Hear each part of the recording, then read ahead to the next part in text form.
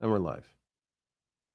Yo, what's good, yo? It's your gearhead, Mr. Logic himself, yo. We thank y'all for tuning in. We actually want to apologize for the inconvenience and the technical difficulties that we're having. But let me do this over again. It is your gearhead, Mr. Logic himself, yo. And we thank y'all for tuning in. We apologize for being late. Make sure if it's your first time checking in, yo, you hit that subscribe button and that like. And allow me to introduce my lovely host. Hey, guys. It's me. It's Nate. How are you? Yeah, what it do, you guys? It's your boy Sir Daniel sitting in the back of the bus. You already know what it is. Back of the bus. And as you know, this is one thing for sure, two things for certain. Baby, let's freaking go. Let's get it up in gear, yo. I'm actually witty right now. Let's go with tradition. Love, how was your day today?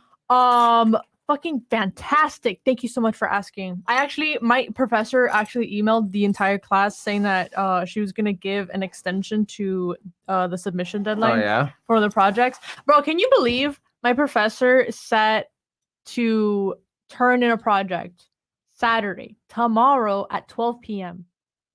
12 p.m. Can you believe that? No, because I can't. So you're excited about that because why didn't you just take care of it now?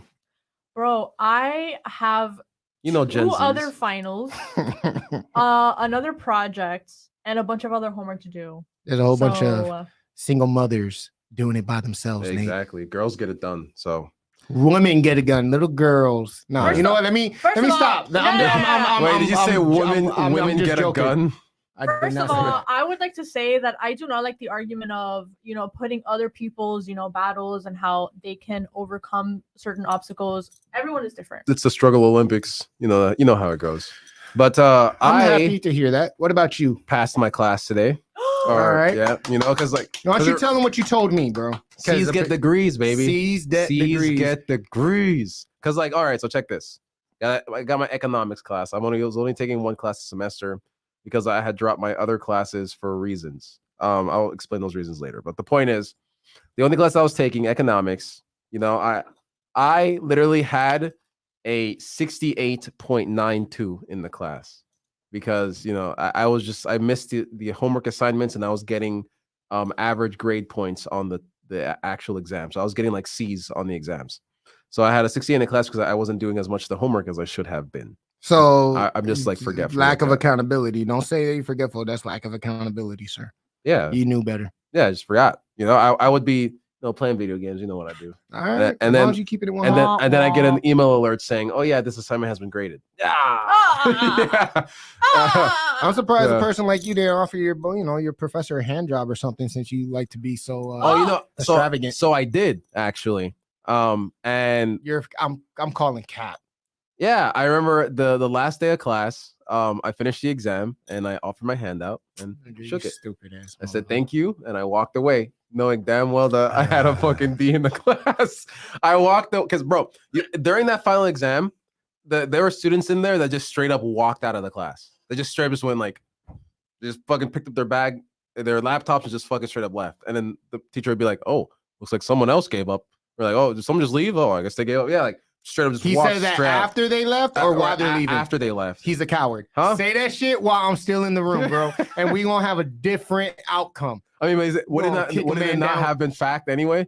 Nah, nigga, nah. Because then as emotional as I am, you want to talk shit as I'm leaving, bitch? Why don't you come outside and bring yourself? Yeah, bro.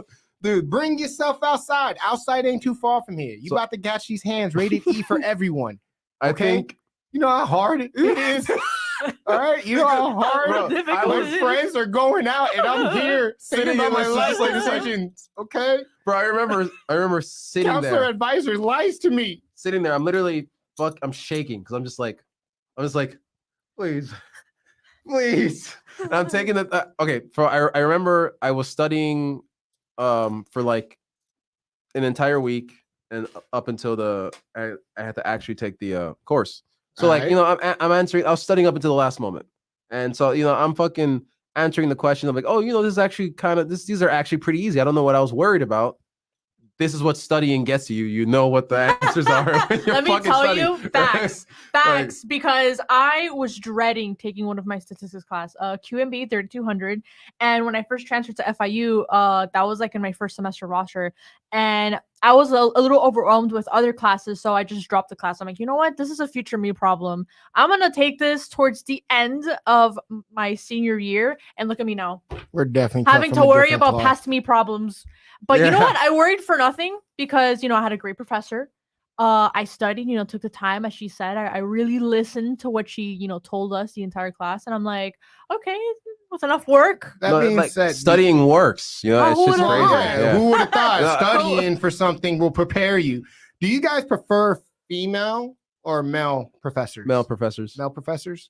Um, Or a does it little bit of depend on the both. topic? It really or what depends. you're It depends on the studying? topic, I guess. I think I would prefer a male teacher over math. And I know that sounds sexist, but it's just, most of my teachers have been male for math, so I just have a better time listening to because I'm not good at math, all right? So I need a voice that not that I'm saying like a strong, like a voice. strong, stern kind of voice that that goes through my Tell head me I you get instead of have like, huh? daddy issues without telling me you have Dude. daddy issues. No, my math statistics professor or whatever, she's very strong Mhm. and like very like her attitude, Mhm. it's very stern. Okay. Professor, like boss woman, like you go to class, you sit down and you're like, yes, ma'am.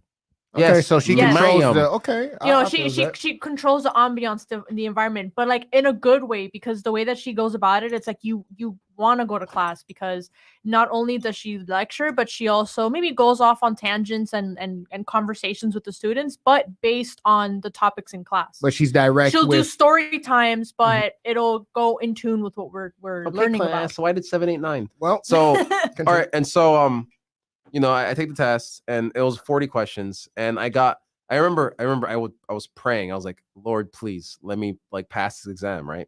So You prayed? I always pray. I'm like, what? I'm just saying, boy, the shit that be coming out your mouth, dog. You kind of Sussy- sometimes, sussy dog, with you it, be getting saucy. kind of brave, dog. You remind me Saucy of with it. my best friend Tyrone. I remember one time he said that he was God. I didn't let him in my car for 3 weeks. Oh no, I don't. Yeah, I ain't I'm not going on back that top timing. with you. I'm not on that timing, yeah. And so I was really afraid, and actually I found the way to cheat the exam software. He's being satire right now. No, I'm being serious. Not satire. I found a way to cheat it, but I didn't do it. Is what I'm saying. Oh, Yeah, there that's we why I go. brought it up, because I didn't do it. I was like, You know what that sounds like? uh, Have you ever smoked weed? I did not inhale.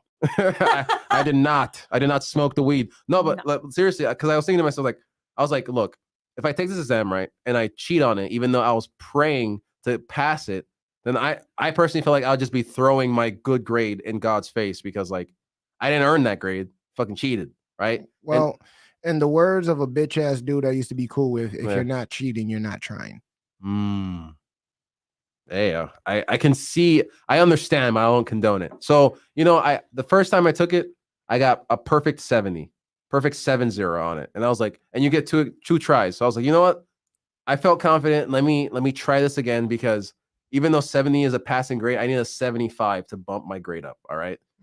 To bump my grade up to a 70. So I took it again.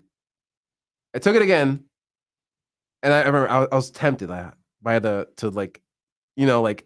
circumvent the exam and Google it or whatever. Cause Open whatever. chat Yeah. GP.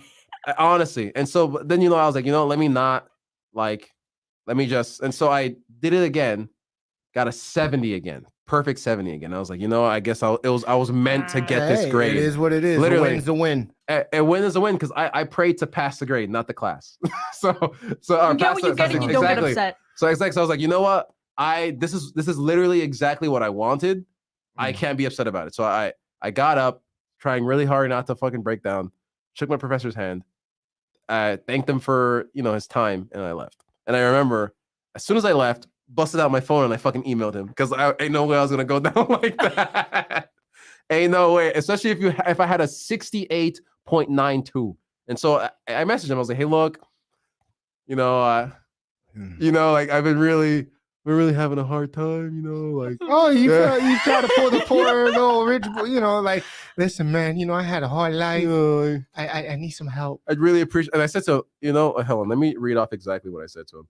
It was something along the lines of This nigga wrote a whole diagram No, of yeah, a it was, proposal of how I'm gonna basically weasel my way in to get what I want. all right. So I said Literally. to him, Modern I problems. said, "Hi, Professor. I'm aware that this may be a long shot, but I would like to ask if it would be possible to." As you know, if I may, what you guys just heard right there, we got the OG in the house, man. You know, just let's give a special shout out to Mr. Bert Oliva himself, yo, the myth, the legend. You know what I mean? Hey, let me tell you something, man. That is the godfather when it comes to success. This is a man, he will literally put you in a position where it's like fight or flight. And we decided to fight, and we're thanking him right now because he's feeling for Lewis, who's out there traveling. One love to you, big dog. Yeah. I hope you having a safe travel. You know what I'm saying? So Bert basically, at the kind of his heart, basically took in. He's like, yo, I got y'all niggas. Yeah. Even though niggas fucked up by starting late, but you know, life happens. But it's all love, and yeah, I went there, nigga. I call it how I see it. It is No, what it is. All up in the we here. feelings. We out. We here. Yeah, we But here. continue. And as I was saying, so I said, I'm aware that this may be a long shot, but I would like to ask if it would be possible to reopen the assignments in MindTap. That's the program that we use for the assignments. So as I said to him, I have a 68.92 and would really want to raise it Jesus. to a C. And I know that my attendance hasn't been stellar, but I've really been trying to juggle studying at home and working full time. And that's the truth. Studying Mine is playing video games. yeah, that's and- semantics. Oh, okay. Uh-huh. If it's not possible, I understand, but would really appreciate the opportunity if it can be done. Thank you for reading this far. Regards, Repent. And so then he messaged me back like a couple minutes later. He's like, okay, you will have until tomorrow night for the last chapter that you missed. Hey, man, that's And love. so and you know what? And even then, I remember I went to go visit my girl and I fucking forgot to do it.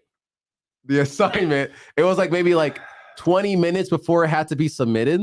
So I was like, oh my gosh, even in the last fucking moments, I'm still fucking up. And I remember doing it and I was able to speed through it. Why? Because I had studied this chapter, you know, and I knew the answers. If I did it right, if I didn't study, I wouldn't have been able to do it as fast and I wouldn't have been able to bring my grade up. So now I'm currently sitting in the class at a 71.56. I'm sorry, do I only see one class on your Yeah, only one class. And What? so Chimosa. the reason why I only have one class is because I had a full schedule. I had a 1102 ENC, I had Intro to Religion, 1147 Trig, and then this one. I But dropped ENC is no, ENC is literature, right? easy. The reason why I dropped is because I wasn't paying attention when I enrolled in the class and I accidentally set it for the campus in fucking Biscayne oh, or whatever, like all the way up Listen, there. bro. And I was like, I'm not driving up there every day. Fuck that. So I dropped that one. And then I dropped 1147 because my teacher was a fucking bot, like literally a robot, you know? I remember asking him, I was like, hey, I remember asking him, I think the first or second day of class, I asked him if he could explain something to me. And he just said the exact same thing that he said when he was standing up teaching it to everybody. Like he was teaching it. I was like, oh, hey, look, I didn't fully grasp what you said. Can you explain it to me? And he was like, he just said the exact same thing. And I looked at him, I was like, I'm dropping this class. Fuck this nigga. Oh my He is not teaching me shit. So I dropped that one because I need 1147 is the last math class that I need for my major. So I'm not gonna bomb the only math class I need for my major, which is cybersecurity. Because you don't need math in cybersecurity. So that's the only math class I need. I'm not gonna fucking bomb that one. So I dropped it because fuck that nigga. And 1147, not 1147, and I dropped Intro to Religion. Because I literally thought it was gonna be one of those easy classes, you know. And it wanted me to do shit like go to a different place of religion and like interview people and shit. And I was like, you know what? I'm not doing that. This is an online course. I'm not putting in that much effort. So I dropped that one. So I bit off more than I could chew. But I did pass this one. She's get degrees. I'll see you in the summer. All right. Well, my weekend's been basically topsy-turvy. I'm basically thankful to be alive. Got air in my lungs. I'm really happy. Back still jacked up, but good things have been happening, in the sense of, sometimes when life gets to a certain point, it feels like it's kicking your ass, but then there comes a grace period where you have to sit down and focus and be like, yo, I got this. Yeah. You know what I'm saying? Sometimes you got to remember it's not the storm that's a problem. You have to make yourself understand that you are the storm. Yeah. And that being said, especially with work going on, I got two basic guys under me. They're doing very well, picking up sticks where it goes. You got two guys under him. I was just thinking that. Both of y'all got issues. Golly. I but thought it, that- but he said it. Jesus, you need help. But you know, I'm very thankful. You know, that being said, Joe, it's been a good week. A lot of things been happening this week, so Yeah. I was informed. I'm not offended that you guys want to go see a movie without my black ass, but it's okay. But you guys saw the Mario movie. First of all, Ben and I watched it Separately, on our own yeah. times separately, not together. Excuse me. Shit, Jason ain't Vic- doing bro, nothing. You know Victor what I'm just saying? messaged me. He said you were just under him though. I didn't deny that. I'm just saying that he got 2 dudes. It was just me before. Now Yeah, it's which he 2. was happy about. Yeah. Yeah. I was under Jason. I was in his pocket, you know? Yeah. In his fucking cock pocket. You know, I realize this man's infatuated with me. That's a fight you will lose every single time. Why? It ain't happening because you could keep reaching. I'll cut your hands off. I'll But use that being said, you be. I don't With use that- my we'll hands. start. To reach. We'll With that start being- with Nate. With that being said, I would Tell like me to how give... the movie was. Oh, well, first, before I go into the movie, Oh yes, I would like to give a special shout out to my dad. It's his birthday today. Happy birthday! happy birthday! Feliz You know what I'm saying? cumpleaños. Happy. What? Hold on. What? Feliz cumpleaños. No. Well, Well, from the crew, the 1424 crew, we like to wish you a very happy birthday. So basically, we're gonna start tradition, and on the count of 3, we're gonna give your old man a soul clap. 1, 2, 3. There we go. Happy birthday, OG. You Happy deserve it, and we wish you many more. birthday. that clap wasn't All right. planned, and I'm very proud that we all got it at the same time. Yeah. What do you mean wasn't planned? We said soul clap on 1, 2, 3. Right, but like You mean synchronized? my dumbass would be like, a fucking like belated clap, like, oh, oops, missed it. White girl tendencies. You need rhythm and blues. Just saying. So that being said, we'll start off with you first, love. How did you interpret Jason as Ben's daddy? No, he ain't. I refuse. I want a paternity test. Yeah, we're not. Ain't We're no not. way. We don't do the incest. Why are you thinking that way? He said it, and you know what? Don't even matter, dog. You got some issues. All right, love. So, what was your impact on the movie? What did you like about it? What didn't you like about it? And let's not try to spoil it for the crew, but you know, give us a light. Mario you know. dies. Guy, what's there to spoil? Like, there's literally nothing to spoil. It's literally based on the game. Yeah, it's based on the game. You know, I'll admit, I didn't thoroughly play the game growing up, like my brother did, and I occasionally did play. It wasn't when. Well, you're 24, right? Yeah, So like Mario, or like even was, recently, you know. like you. I think your games. Correct me if I'm wrong. Like you started getting into like Mario Sunshine and like the other Yeah. segments, so you didn't like really get to interact with like Mario 1, Mario 2, Mario 3. Yeah. Did you play Super Mario, at least Super Mario World, where they brought Yoshi out for the first Dude, time? there's so many games. I swear to you, I don't know. Like, I don't know. Okay. Anything you ask I mean, me, as I'll long be like, as you I don't played know. any form of Mario game, then Yeah, Yeah, you pretty much get the it concept. counts, I yeah. get the concept, but either way, the movie was Mhm. phenomenal. Like, it was just a Why? movie. Yeah. You know, there was no like Agenda behind it. like a hidden No agenda behind politics it. or No anything. politics. It No was gay scenes. it. Unfortunately.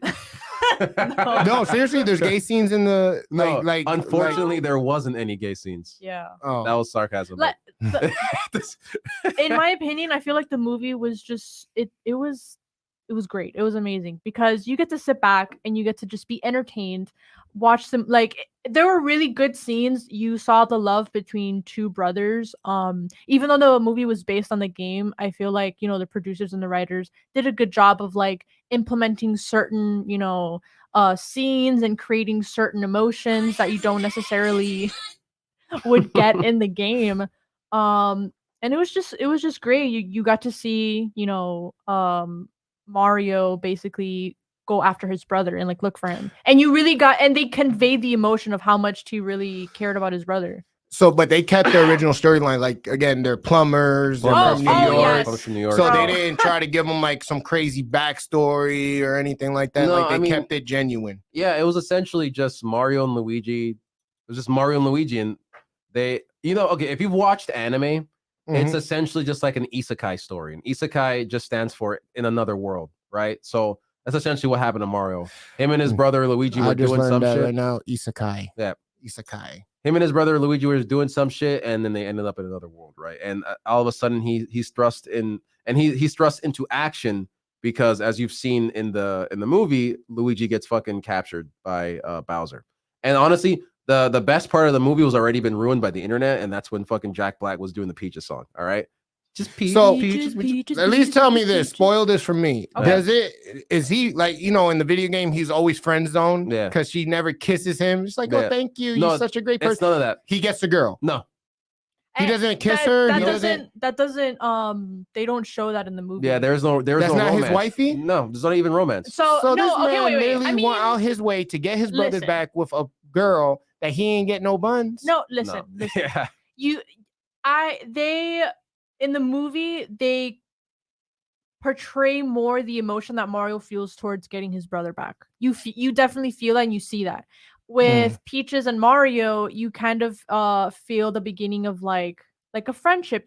Peaches lives in a kingdom full of mushroom people and she's practically the only human. So when she sees Mario for the first time in the movie, she's like, "Oh, you're human," and she's like so intrigued by him. And then they go through their journey together. And in the movie, Peaches, she's a strong princess, and you see them build their friendship together. Like you feel So they have a friendship. Yeah, There's they have a no friendship. like actual. like a Wh- foundation. when they first had shown Peach, when Mario first like met Peach, they did like a scene where like everything slows down and he's like, "Whoa." So he ends up being like. No, I mean, he was like, wow, she's he pretty. was Yeah, like- infatuated with her. Yeah, they showed that he was infatuated, but again, like the main drive in the movie for him was to rescue his brother Luigi. Yeah. So that was his whole thing. And and honestly, it's like the movie has already been breaking records. Like I think opening weekend it was already making like 300 million. It already made like $300 million, or it was either opening weekend or like within like a week it had made 300 million, and that's domestic or the domestic, and the Okay. budget was only $100 million.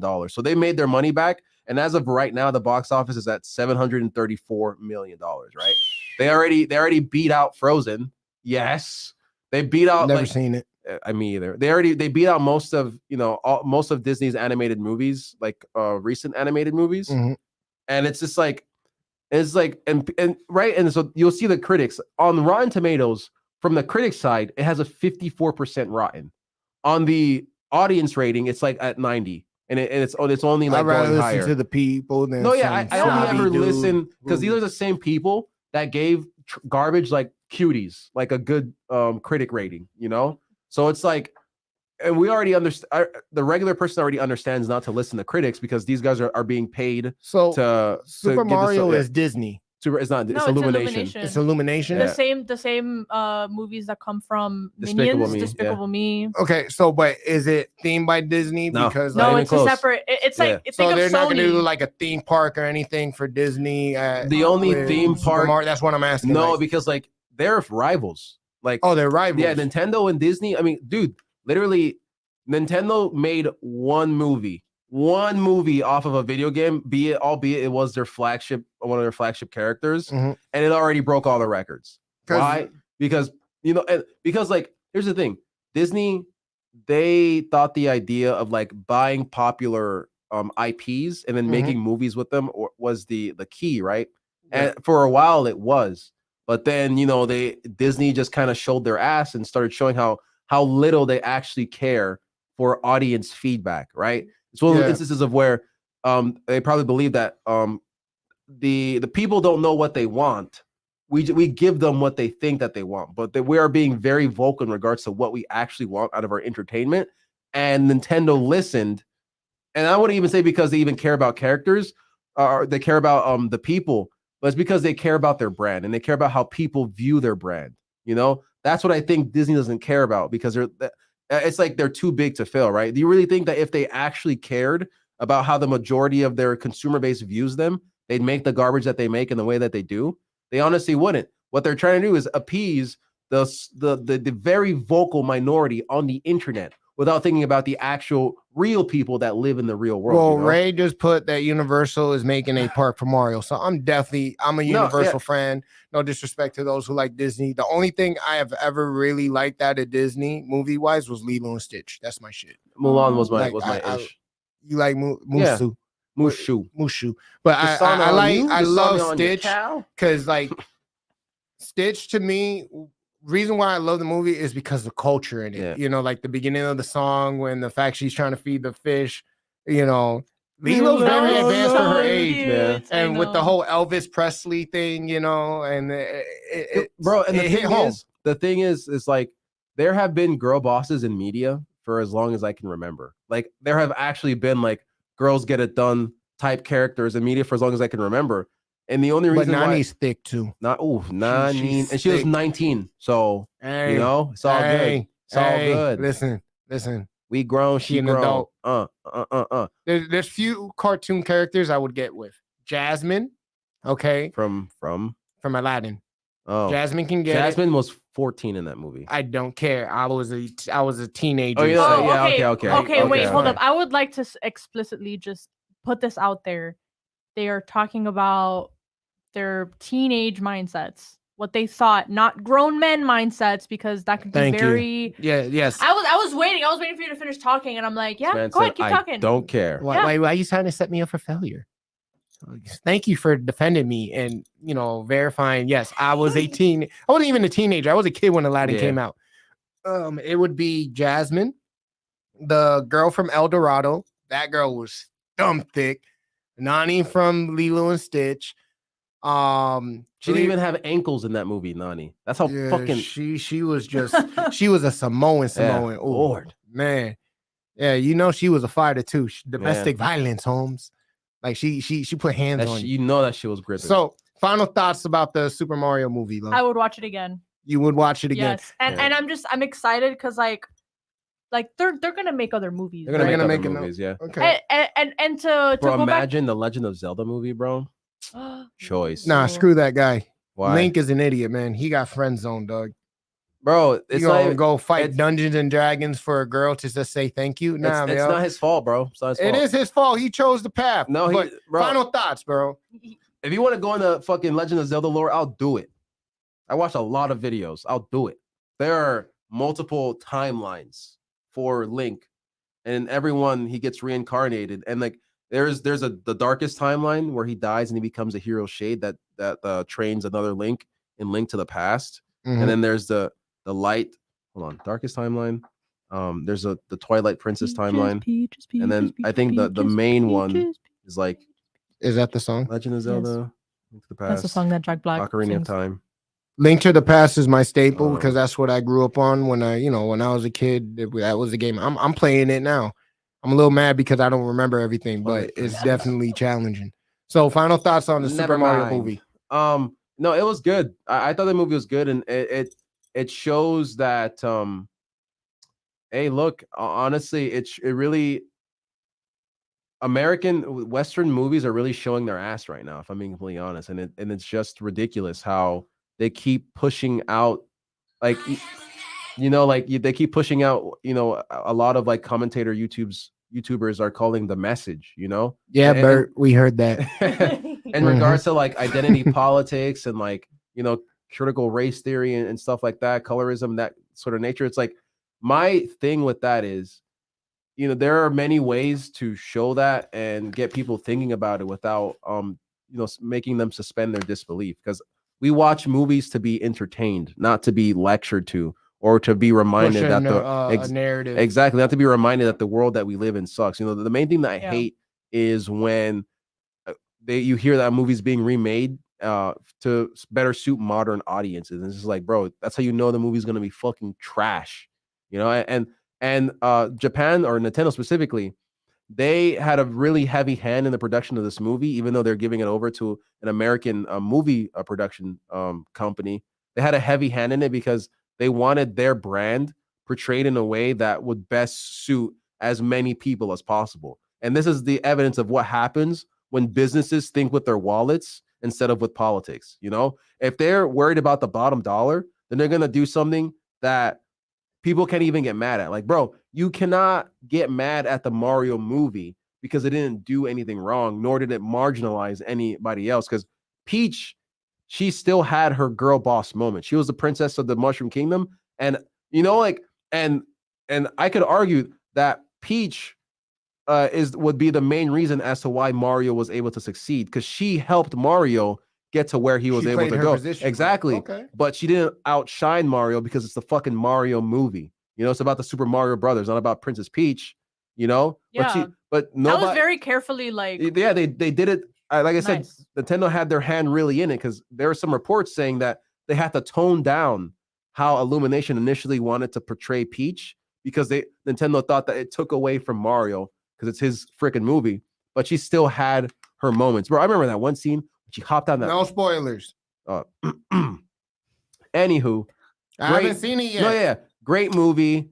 You know, if more companies think with their wallets instead of with like identity politics or any of that woke nonsense garbage, movies will be a lot better. Like a great example in recently would be No Way Home, Spider-Man No Way Home. That movie was nostalgia bait out the wazoo. But the thing is, it literally gave the audience exactly what they wanted, and it made the most money out of phase 4 out of phase 4, you know? And now that we had Quantumania drop, and it's one of the worst movies that dropped besides Thor Love and Thunder. You know what I'm saying? Because they're not listening to the people, they're sidelining the characters that we go to see, and they're shoving down our throats like an agenda that we care little for. You know, like, Well, why do I want to care about like activism in a movie about superheroes like traveling the multiverse, like shrinking or whatever, a shrinking hero? I don't know. I have my thoughts on that. And I don't want to get too into it. The point is, You would get into it. watch Super Mario Brothers movie. It's very good. I wouldn't say it's a masterpiece, right? It's a masterpiece. The critics are talking their shit like, oh, this movie's for children. Yes, it is for children, and it's freaking great. Heal your inner You know, child. like literally, it's great. This movie is for the nostalgia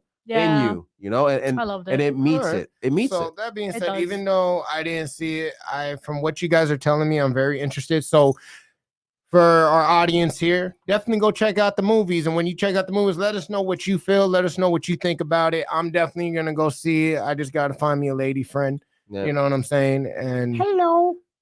I didn't say that type of lady friend.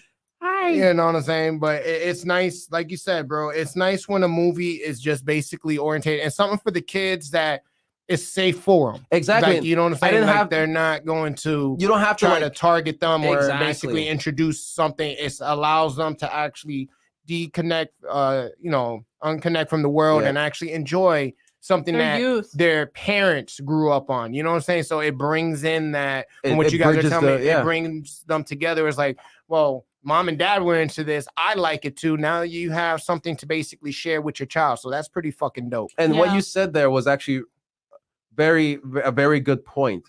There wasn't anything in the movie that you would be afraid to introduce to your children, like in the sense that like, oh, they see it and then you have to explain to them what that is, you know? Because like Not like Buzz Lightyear. no, or anything. exactly. You know, and look, there's nothing wrong with like same sex like relationships or anything of that nature, Mhm. but If it's for a child and it's for a movie for children, let's leave yeah, it like at that. who cares about introducing sexuality to children? But that's a whole nother beast, you know. But I'm just saying, like, Well, if the movie is in a way that like you have to sit down and tell, like they get subjected to it, and you have to explain to your kid what that is. I didn't fucking take my kid to the movie to educate them or like educate them, like rewire their brain or whatever. I just took them wanted to them be to entertain, entertained. you know. Like Yeah. I remember a funny thing that the Teen Titans Go to the Movies that dropped it a few years ago. At the end of the movie, I remember Robin. He was like, "Oh, kids, ask your parents where babies come from." You know, and What? like, yeah, they did that because like the joke was that like he wanted to give a big rousing speech, but like everyone was like, "Yo, Robin, the movie's over. Like, shut up. We're ending the movie." And he was like, "No, I have stuff to say." And then he says that, right? And I think that's funny because it's like then kids ask, "Oh, like, it's funny in Ask the your way mama. that yeah, right? Like, Oh where do babies my come from?" And God. then parents, because like they're just like ask the question, and parents can give whatever fucking answer instead of like, Well, you seen that whole thing where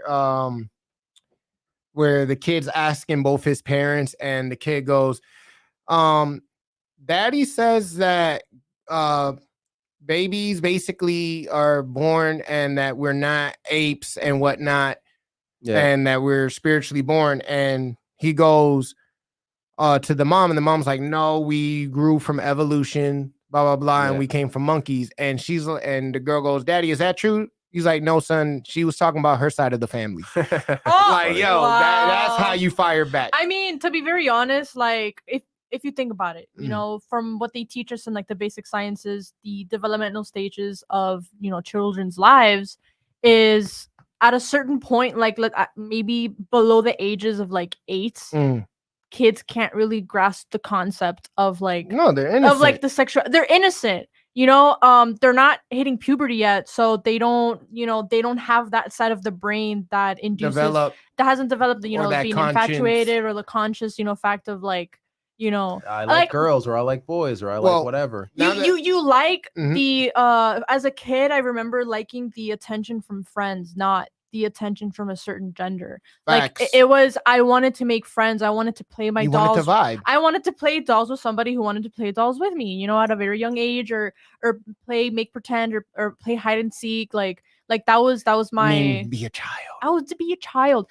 There was this TikTok of this parent who, you know, parents nowadays are doing like gentle parenting and all that stuff, and like trying to find modern Mhm. ways to parent their child the way their Which parents I'm didn't all, do them. I'm all for that. And I'm all for it. I'm But traumatizing my kids. and it's so good to see like trial and error, especially Mhm. on the internet, because this one woman, she was basically saying that she teaches her child about like consent and stuff like that, Mhm. and it backfired on her because you know, Oh. as a parent, you have to tell your child what to do for their own safety and, you know, for what's better for Yeah. them. And her daughter was like, I don't want to, respect my no. And I was like, oh, See, that backfired. About that, That- listen, if I said that to my mother, just. But this is I'll why pick you up- have to be very careful at what age you teach children, where you're supposed to teach at an older age. And it's like, you know, they teach us this in like the psychology classes in like school, the developmental stages. Mhm. At a certain age, once they start going through puberty, then you start introducing them to like more and more To things, grander because concepts, yeah. yeah, Because like to give like guidance into. So that being said, like it's crazy that you say it, because yes, you're right. Now I'm all for the way that you go about and teaching these new kids, but I think parents need to understand it's a delicate balance, because you're not your child's friend.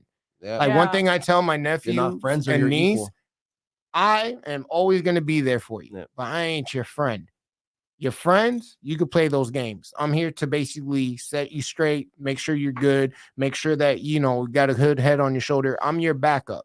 I'm not here to be your friend. I'm your uncle. And as your uncle, there's going to be times that you may not like me, but understand my intentions for you will always be pure, and I only want the best for you. And I think parents have to navigate that safely, Yeah. because sometimes the information or the guidance can get misconstrued with that, because Yeah. ideally you want to be your child's friend, but you can't be your child's friend or your nephew's friend or your sister's friend, because you understand how the world works and you just want to protect them for that. So how you go about that and break down that balance is very critical. I think if you teach children about consent before you teach them about, like, I don't know how to put this. Listening to your parents. Like the critical thinking aspect of who to trust. Like your Mm. parents should obviously be number one in most cases. But you have to be a trustworthy parent as well. You have to be a trustworthy parent as well, because the child has to realize, okay, you know, obviously we could all attest growing up, our parents is like, oh, do this. Why? Because I said so. My mama beat me. Yeah, Oh. same. Thank you for all the beatings my mother gave me. Listen, I can honestly say if my mother did not do and have the strictness that she hit, I would be a completely different person. Don't get it twisted. I am an asshole, but I'm an asshole with a good heart for the most part, until I'm in my feelings. I think when you call yourself an asshole, it just paints a bad picture about you. How? Because like, okay, you have asshole tendencies, but you're not an asshole. Like, you're intimidating. Oh, Don't God. like, you know, don't fuck with Jason, because, you know, like you someone looks at you, You're you're gonna like, give you a damn, piece of this that guy dick. deserves my respect. What? I'm flattered. Thank you, love. You know, You're But, welcome. but to say that you're an asshole, like it doesn't mean what it means. Like, Well, you okay, respect you yes. respect people. You're very chivalrous. You definitely, you know, respect women. You are just like not an asshole, But the reason but you why, have asshole tendencies. yeah, the reason why I say I'm an asshole is simply because I like to go against the grain. And sometimes, you know how they say the truth hurts? Mhm. And because people are so sensitive nowadays, I'll make it easier for you to just say, I am the asshole. I'd rather be the bad guy than the good guy if it means that, you know what I'm saying, I can be real about who I am. Because you're very blunt. Yes. So that being said, as we get into the next conversation, I don't know if you guys heard. This is and I really want to get y'all input. We'll start off with you, Nate. Okay. You know, being chivalry and ladies go first. Congress has now put effective into a law where if you do not support your child's sexual choices, and we're talking young kids, we're talking not even teenagers. Yep. So if you have a son and your son says, say he's been influenced and he's like, you know what, I feel like a girl. And the parent wants to say, no, you are a boy, you will act as such, or even moral standards based on religion. Yep. DCF will get involved because they are now saying that is child abuse to not support your child based on the choices. Now, here's why that's critical. Most kids don't even know what they want to eat throughout the day. And to me, it's not Well, child. At the same time, the kids that do know what they want to eat don't usually make good choices for what they want to eat. That too. And I could. Here's the thing. What I understood, and this is my opinion, and then I would love to hear y'all opinion. What I consider child abuse is the guidelines amongst neglect, self-doubt, non-supportive. But then you also have morals because it's not about how you feel. It's about what it is. You know what I'm saying? What's written in concrete. That's not debatable. I come from a Haitian household. We're very strict on tradition. And, a boy is a boy, a girl's a girl. Boy belongs with girl, girl belongs with boy. There's really no room. And is it a foul way of thinking? To some, it is. But to me, that's what I was raised on. That's what I was taught.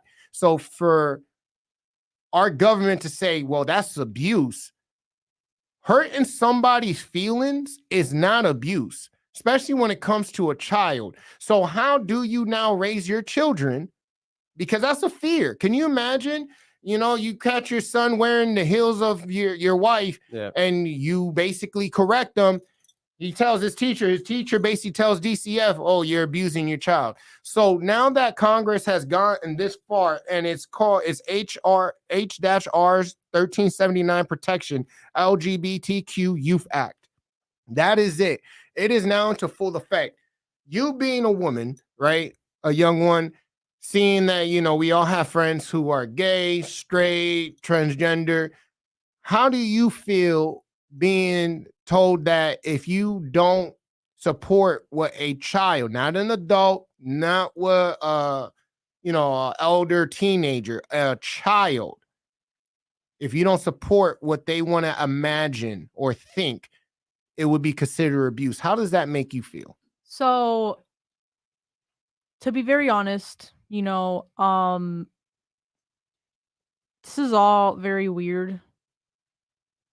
I don't know how to feel about this topic because, do you think it's abuse? I want to say no.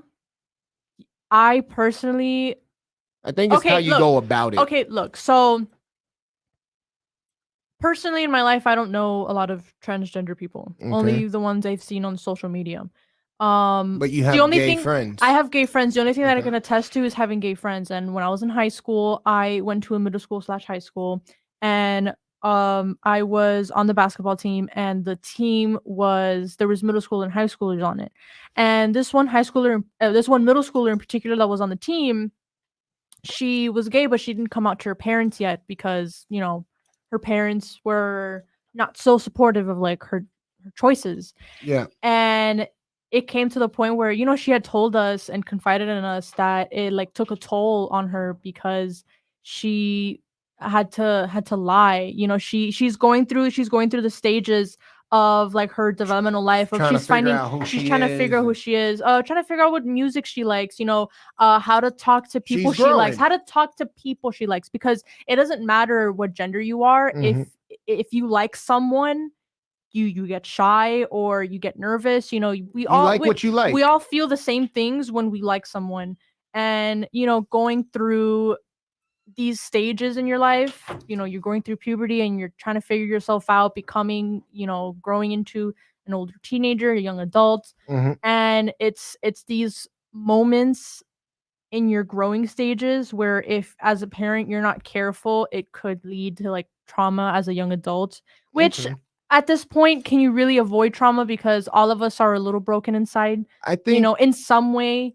but But when it comes to Mhm. the whole law being passed, it's just like generally speaking, if we're talking about little kids, like seeing Yeah. these little kids, they don't have the They don't conscious know. state They're to they're kids. kids, they don't know. And now if we're talking about like kids, yeah, going through like puberty and like teenagers, that's something different, you know. Well, I think they need.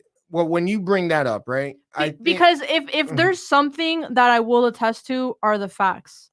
Are the facts of how is the human brain in adolescent children between the ages of what 12 and 18? Yeah, Are they is the De- brain it's you not. know It's developing. is it It's not, developed enough to know the conscious decisions of like who they are as people? Like are they like so sure, you know? Because personally I will never relate if I have people in my life who Mhm. are transgender or going through similar situations, you know, their emotions are real, their emotions are And they're valid. valid. I think well, it goes back to what you said, right? Like I think people need to understand, like I saw a video the other day and it truly disturbed me because she calls her parents and she's like, I just want to let you know the kid is not even a year. Oh, your grandson is basically identifies as a girl. Hmm. That's mental illness. Wait, how old was the child? Not even a year. And Oh, you're calling your parents to tell them that their grandchild is transgender. No, I'm gonna be honest, And I think that's Yeah. a mental illness because the reason I call this a mental illness, it's now seems to be a status. When you have kids, like I have gay homies, I got relatives gay who, homies. you know what I'm saying? I got relatives who are gay, and we live in Florida where it's the say no gay bill. I'm on the fence of supporting that both ways. And the reason why I'm on the fence, I firmly believe from K all the way through high school, let them be kids. There's no reason why they have to be involved and basically have that knock on their door and they have to deal with that. They're kids. Let right. them be a child. Let them enjoy their childhood. When it But- comes to but when they're in high school, like you said, yeah, they're at that age. You're exploring their sexuality. but do it safely because like you know and you know watching shows that try to portray it to the general public, it dawned on me that in a normal household, you know, straight household, you know, the parents don't let the daughter, you know, go out too late with the guy for safety, which is a Yes. reasonable, you know, and for guys to say like we know it's embedded. It's like It's basic cultured. instinct. It's cultured. When it comes to like the gay community or transgender community, I think it should be, I don't know, maybe it already is. Obviously, you know, that community is has to be careful because a lot of people are homophobic. But as kids, it should Are be they implemented though? the same Or thing. just ignorant? Because Probably both. I think homophobic is different from being ignorant. Yeah. Like Yeah. homophobic is people who, I think being homophobic is a choice. I mean, it's the wrong Because- word to describe it anyway. It's easier. because technically Right. I'm transphobic Yeah. because according to their definition, I would not mess with a person who was born biologically a man who identifies as a woman. But that Because doesn't. I do, but according to that community, that makes Right. me transphobic. Yeah. You get what I'm saying? So the ignorance is these are still people and their feelings are valid. And when it comes to these children, of course, you know, like it's a scary situation. I feel like when you get to a certain age, you need to have outlets that have support groups because obviously it's not what we would consider the norm Yeah. in society. But you do have parents out there, especially being Haitian culture, Cuban, Mexican, where we look at that like that's an automatic no. You know what I'm saying? That's a sin. That's not the values that we grow Yeah. up on. And that's what brings a psychological illness because it's like, yo, there's nothing worse than to live in a house of people that you are supposed to be loved by and you feel like a stranger amongst them because you're not able to express yourself. And that's why like the say no gay bill, when it applies to children, yes, let them be kids. But when you're at a certain age, especially in high school, as most of us explored our sexuality, that's where there needs to be programs that allow them to express themselves. But what needs to be also taught is the world doesn't have to accept it. You do, because that's the lifestyle that you're choosing to live by. And I think that's where we get things misconstrued, where it's like, just people because you're have this to way, accept it, I but don't they have don't to accept it. Just like that whole thing. You don't got to like what I'm saying, but you got to respect it. And I think that's what we lack is the respect. What do you think, Ben? I know that if this video ever comes back to me, probably catch a lot of flack. But I think for the time being, I just have to speak what I feel like is the truth, and I don't think that trans kids are real. I'm being completely honest, and when I say that, I don't mean like I'm not trying Write to. that down, please. I'm not trying to. Like real in the sense of like Yeah. with the mentality, or real as in the community. With the mentality, I genuinely don't think. So I know that trans people are real. I believe that trans people are real. I believe that there are people that are born and they believe that they're in the wrong body, and they go through their own turmoil in regards to that. And there are people that, when they go through the hormone replacement therapy and they do the transitioning surgery and all that stuff, then they are happier. A good example would be like Blair White. If you don't know who that is, that's a popular YouTuber Who's transgender, who was born a biological male, but transitioned and got the surgery, and now they're passable. Like, it's like you look at them and it's like, whoa, right? She even managed to slip up Ben Shapiro. Like, Ben Shapiro had to concede, in regards to her identifying her as a woman because he mistakenly called her a her, even though, like, right, it's against his thing. logic. Exactly. Even though it goes against his logic, he mistakenly called her a her, right? I think that because you'll see there's a rising trend in like more youth coming out as trans. But is it status or do they really and feel that's way? the thing. And so there are plenty of like trans people coming out and saying like, oh, even like this could be seen as a good thing, but is it really? Or because like, are these kids doing it because they actually are trans or because they see it as trendy and Or they want to fit in? Yeah, they want to fit into some kind of marginalized group on the internet, so that they themselves feel like they're a part of something bigger because they don't have an identity of their own. There are plenty of people that turn their hobbies or whatever into their identity. So if you come at the hobby, you're essentially coming at them. I'm not saying like being trans is a hobby. The point I'm making is the it's almost like associated with fashion. No, yeah, exactly. Because then like it was one thing, right, when trans people wanted to be recognized as being real, and sometimes they don't feel like they're in their body or whatever, they don't feel normal. So it used to be trans woman, trans man, or non-binary, right? That used to be it. That used to be all we had to deal with. There's a whole spectrum. Now there's a whole slew of Zer, Zim, Shkli, Shkler. Now there's people using pronouns as in God, God, self, and stuff like that. That's another thing that irritates me because, again, and I think I speak for a lot of our viewers who think like us. Yeah. Truth is, as fucked up as it is, we don't care. What we care about is as long as you're not hurting anybody, as long as you're not trying to cram anything down no one's throat, you have every right to live the life that you want. Yeah. But you also got to keep in mind, no one has to accept it. Just like we could bring it back to race. I'm a black man. I've gone through struggles that you haven't. Just like you've gone through struggles I haven't as, a person of color. But it would be hypocritical for me to be angry at you that you don't want to acknowledge it. You get what I'm saying? You don't have to accept it. That's not your reality. And I think that's where we're basically making our society toxic, because the moment you want to put your foot down, it's like, okay, I respect it, but I don't have to deal with it. And you have to, as an adult, not as a trans, not as a straight man, as an adult, we are taught that the world's gonna be the world and everybody in it. No, yeah, there's this popular I'm not gonna let Twitter do it to me.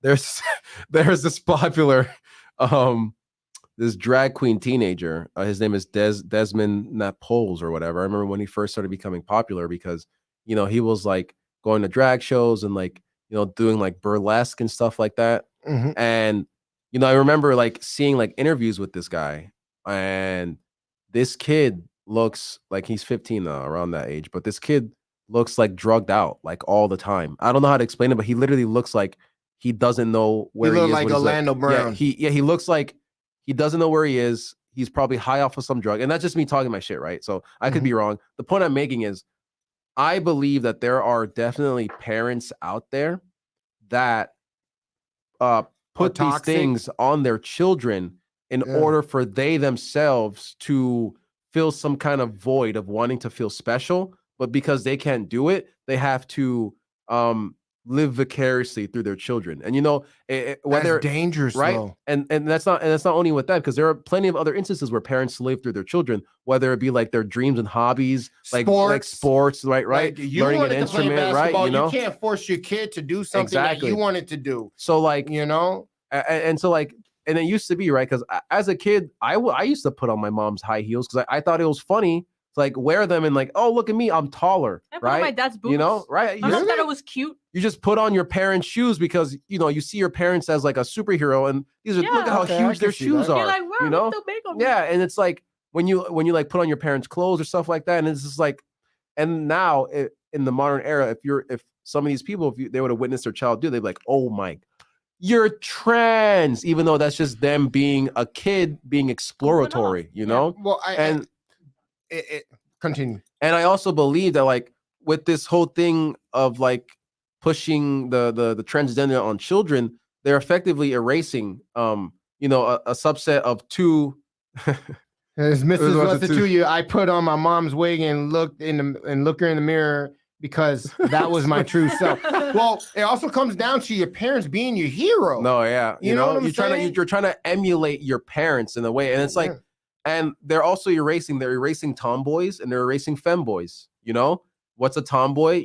Girls that don't fall into the traditional norms of a. And I actually like tomboys. That was like when I was a kid growing up in school, tomboys were like cool. To be the girl. And like either that tomboy was a lesbian or they just kind of grew out of it and decided to take on who they were as a woman. And now with femboys, it'd be the effeminate men, men who know how to take care of themselves, right? Who have a sense of listen, as I said it 1,000 times before, it's like, regardless of your sexuality, the terms and conditions don't change from the responsibility that biology has put before you. Exactly. Meaning, you could be a femboy, but you're still a man. You know what I'm saying? You still hold the door open for a woman. That's what femboys recognize. They recognize themselves. They're still men. They just like being girly as all hell. I won't even say girly. I think they're more in touch with their feelings. With their feminine side. Sure. I mean, and that's okay. But now, and it's funny because the trans community is fighting with femboys and tomboys because it's like, no, you're not that. You're trans. If you're a girl and you act like a boy, then you must be a boy trapped in a woman's body. It also goes into style, taste. It just goes into like how you are as a person. Like, just because you're a woman doesn't mean you're supposed to like all girly things, and just because you're a man doesn't mean you're supposed to like all men things. Because it's also based on environment, like nurture versus nature. Because then you'll get instances like I remember this a popular conservative YouTuber by the name of Matt Walsh. He made that documentary, What is a Woman? And he made that. And that's not an opinionated statement. I mean, these are factual things. And so then when you ask some of these people what is a woman, they tell you they can't answer that, right? They tell you they can't answer it, but then they'll be the same people that when they see their child playing with a Barbie doll, they go, "Oh, he must be a woman." But you boys can't play with G.I. Joes, right? But then they needed girlfriends. I never played with a Barbie, but bro, I used to play with Barbies, but not like, oh, I'm a pretty girl. It would literally be like, this is a person, and I get a boy doll. This is a person, and now we're gonna a scenario has created, and now they're doing a thing. It's like The Sims. If you play the Sims, that's the perfect prime example. Bro. When you play The Sims, you honestly, and I don't care what any of y'all say. If y'all play The Sims, y'all in the same boat too. So stop the cap. You have the girl, you would dress her up. Naturally, because you're playing the game, you would get in your femininity side because you basically got to design the home. You got to design the home. And I think it's important to have that balance, especially in the real life, because it teaches you how to interact with your partner both ways. Like, I love tomboys because of the things I'm into. Most tomboys I know, they're into motorcycles, they're into cars. We share a lot in common. Yeah. Just like if you think about it, girls who have manly traits, they're the types to sit down and play video games with us. You know what I'm saying? It doesn't mean necessarily that they're transgender or anything. It's just that's what they like. It's tied to their personality. Mm-hmm. And I feel like society, the way the Western world thinks now, they try to put a title on it when there's not supposed to be a title on it. You get what I'm saying? Yeah. So it goes into our next topic. I play the fuck out of The Sims though. That's where It's a dope game. Yeah, no, that's where I got my love for home decor and for home decorum and just like that's where I got like my sense of like liking to dress, like fashion in regards to like just like color coordination and stuff like that. Like, bro, Yeah. like honestly, I'm kind of envious of women because of the options that they have in regards to fashion. Style. Oh Yeah, my God. their style is just like they have so many avenues for style. Not that I want to wear what they have, but I wish that men Have the had same as many avenue. like options for stuff. Because like women, they have dresses, skirts, they have blouses, top, right? Men, shirt, blazer, slacks, right? That's just maybe the vest, maybe a I've seen sweater. that. Like you the know? men's section in most department stores is just so small. I'm like, Because like men don't really need much to look good, if I'm being honest, and women don't need it either, but it's just like women just have more. And I remember being envious of that growing up, and that's why like I've always wanted to like create fashion and stuff like that. Like I remember when I was a kid, I used to make clothes for my teddy bear, like literally sew together like little shirts and sweaters for my Okay. teddy bear. Different story, but like, I mean, but it also goes into so like right, people women like to dedicate and yeah, decorate the but house. could you imagine? But us men like to dedicate and decorate our cars. Yeah. You know what I'm saying? So just like women have a fashion sense into the home, we have a fashion sense into the cars. Yeah. You know what I'm saying? If it's not the cars, it's your computer. But like You exactly. know? But imagine if I was a kid in the modern era, Mhm. and my parents were like the progressive type, and they saw me sewing, making clothes, and playing with my teddy bear and dolls and stuff like that. Like, right? How do you think that I would turn out in that instance? Because they see me doing things that one would consider traditionally feminine, but at the same time, you don't know what a woman is. There's no. I think it's a fear too, because when a parent sees that, you have to understand the fear that comes behind it, especially when our parents come from a third world country. They seen brutality come behind that. Yeah. And it's also a lot of times, a lot of parents will push back because for fear of their children, they don't want the world to treat them a certain way. It's not so much that they're against it, but like I know when, my two siblings came out the closet, I didn't care about them being gay. What worried me is I know how harsh the world can be. Yeah. You know what I'm saying? And that's where my mind went to, because there are some people where they're so ignorant, they will go out their way to basically impose and cause harm on them, because not that they don't understand, they refuse to understand.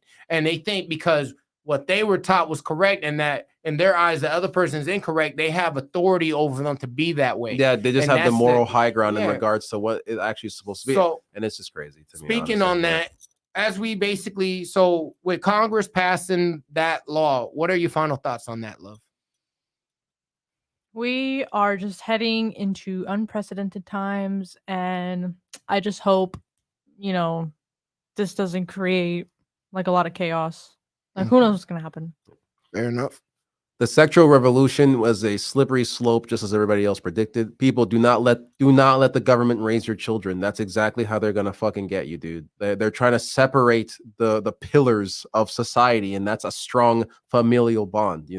Once you separate the parents from the children, then there's nothing in the way of Chaos. socially engineering perfect little fucking bots for the next generation. It's like in 1984, or like with the thought police or whatever. They're because the children were so indoctrinated, children would turn in their parents for breaking the law.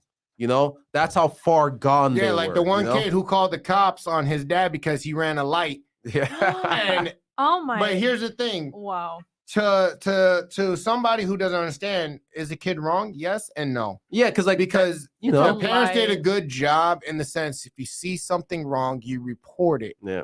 But at the same time, it's terms of condition. Right. That's where I feel like that's the development side, that you have to give time for the person to choose for themselves what they considered wrong or right. Because when you have children who hang on to the words, and a lot of children, believe it or not, will put up with that to please their parents. And that's a whole different subject. But as we get into that, let's talk about entitlement. And if I may, I'm going to go into story time. Recently, I had a customer at my job tell me to suck his dick. Now, Ooh, and for those of you who didn't watch the last podcast, or it was 2 podcasts ago, Jason has said if anybody had approached him and said suck his dick, it's hands on site. Yes. Suck It your is. mother, boy. So the reason why I say that, and just to not to go too deep into it, it was a customer, and apparently, I was handling some heavy machinery, cutting wood, and I contacted the customer. I was like, okay, cool, we'll be right with you. I got to clear this thing so we could pull the vehicle in, and the customer was already upset because they're in their feelings. He was with his wife. And my coworker, he gets upset. He's like, oh, I'm leaving. Fuck this. I'm like, okay, whatever. It is what it is. My coworker's like, yo, did you hear what he said to you? So I turn off the saw. I'm like, no, what do you say? He pretty much said, called you a cocksucker. I said, excuse me? So me being the person I am, I'm not proud about this. I understand I'm a grown man. I got upset. I put down the saw. I ran inside because I know he was going to make a complaint. I went to customer service. And I wanted to, the type of person is, you said it when my back was turned to you. I want to see if you're going to say it to my face. And this is where we get crazy with entitlement. And I'm going to say this to everyone so y'all can hear this. Entitlement, nobody owes you anything in this life. Nobody. You're only entitled to what you build with your hands and produce for yourself. Everything else is free game. So the entitlement is an issue. So what I want to basically get into in this case was he's a coward, and you have to understand, I'm not saying everyone thinks like me, but the most stupid thing you can do is get vulgar with another male while your lady's there, because there's some sinister people out there. You didn't want to say it now. Say what you said, and we can see what's good. I don't care about your age. I don't care about your sex. If you disrespect me, we're going to basically take it to a level that you're not comfortable with. That's just how I grew up, and I'm not changing. I make my choices. That's it. But with the whole entitlement, we have all worked retail here, right? So I would like to basically ask you a question. What's one of the most, we'll start with you, Love. What's one of the worst encounters that you ever dealt with somebody that felt entitled, that just basically ruined your day? Dude. And why, and how did you handle it? Bro, how did I handle it? Let me fucking tell you guys. Okay, so I was story time. I was 18. My first job, I was working at Office Depot, and I was working in the copy and print department.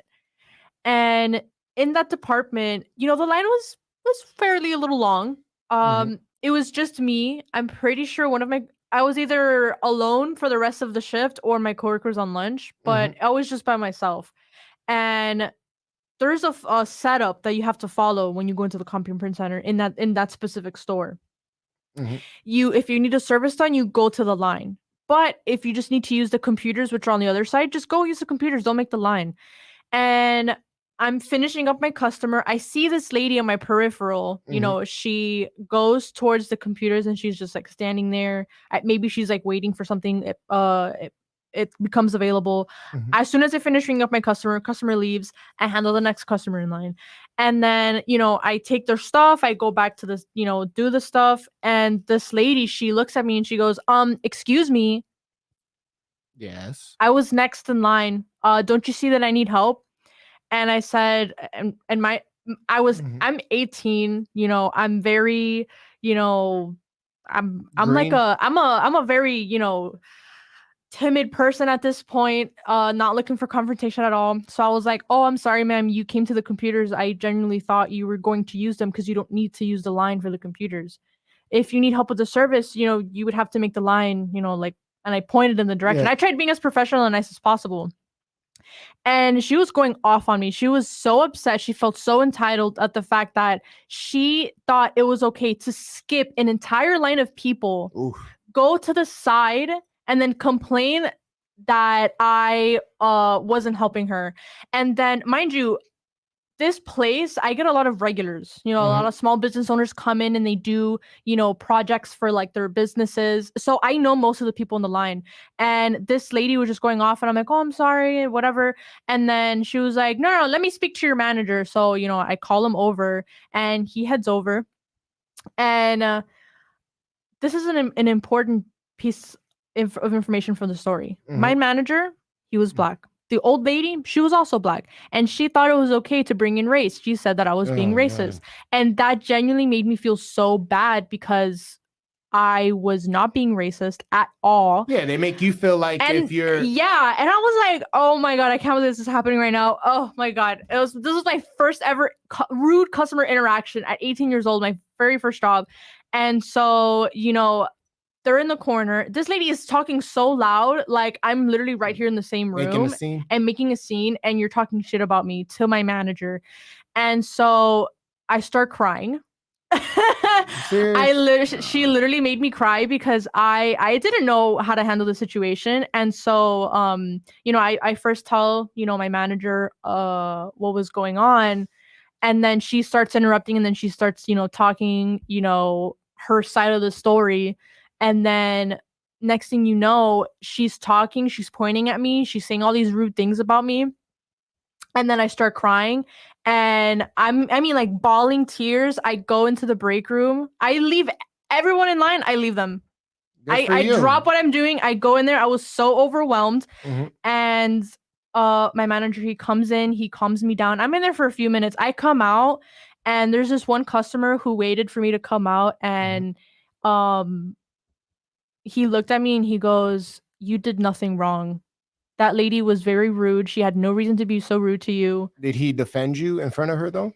Yeah. Oh, I think there were a few customers who actually tried to defend me when the lady was talking to the manager. I think there were a few customers who were saying, "Oh no, she just like skipped the line, all this and that." So I'm pretty sure like they did say something, and then after she left and the whole commotion died down, it really meant a lot that he like, you know, defended you, he said nice things. And I don't know, like to this day it kind of like stays with me. I mean, I don't think about it like on a, you know, but it was a traumatizing type situation because you don't like confrontation. But when I think about it, it just goes to show how long I've come, like the long way that I've come in like terms of retail and customer service, where now if I see a customer getting super rowdy, that is not my responsibility. It's not my job. I will immediately call the manager.